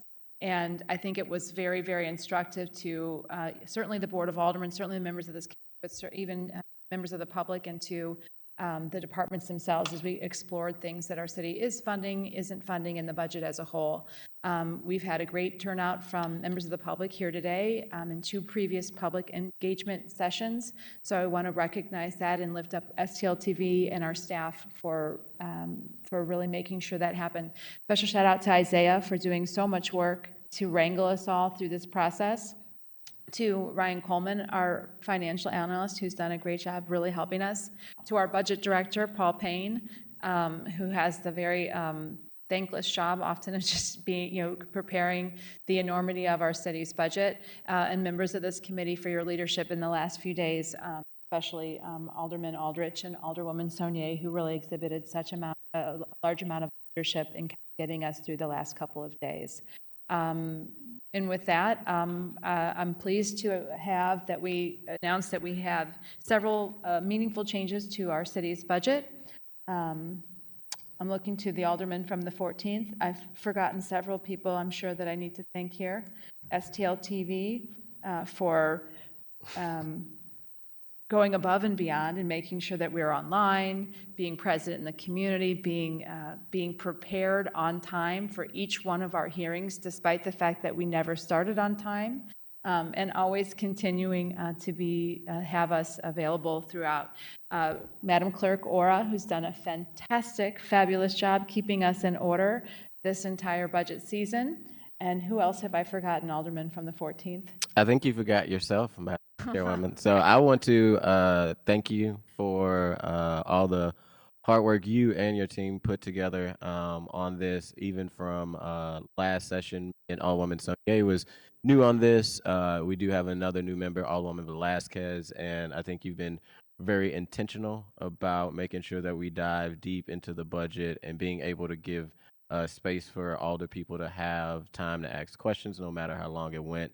I think your leadership is critical. You continue to talk about, how do we move this city forward, and the budget is kind of a key component to that, especially when, loss of population, what departments are we funding? So I want to give you your flowers. I think you echoed everyone already, from Director Payne and Financial Analyst Coleman and Isaiah and all the staff, SEO team and everybody. But also I want to say thank you for your leadership for making this happen as well. And, I think, I'm not sure how other years at the Board of Aldermen has happened when it comes to amendments, but for 2 years in a row, we are producing not just listening sessions. I think people may look at the Board of Aldermen as just a rubber stamp to the budget, but we take it very serious of listening to the community. And maybe why the budget don't start with us, it starts at a different process. We don't just allow it to just go through us and just listen to what departments are doing. So we hear the departments. We want to support the departments. We also hear community and want to support community. But I think that's a big lift because of your leadership and your commitment to this committee. So I appreciate you. I don't have much to add, Madam Chair. I would just say, I am glad that we chose you. I'm glad that you chair budget. I do really appreciate the way that you've led the committee. You've been open to every conversation, even when I was like, she's not gonna like that. You always were down to have the conversation, talk it out. You never made me feel like I was annoying when I was asking a lot of questions. So I am glad that you chaired it. I think you did a great job. And also, Alderwoman Velasquez, I'm very glad that you joined the committee. I really have appreciated having the addition of your insight and having your questions as we move throughout this process. I really liked, I enjoyed our committee. And I love all of our members. Alderman Aldridge, you already know. I really appreciate you. I always do. But I especially just wanted to say to a newer member, because I know how I felt last year when I went through this process for the first time, that you did a good job. And to a chair, I appreciate the new direction we're moving our leadership in. Thank you. Thank you, President Green, for trusting me to serve as the budget chair. That's who I was going to thank, the President Office. We can't forget that one. So thank the President Office. And for being here today, and for making sure that through your leadership we can have the necessary Board of E&A hearing to have these changes considered.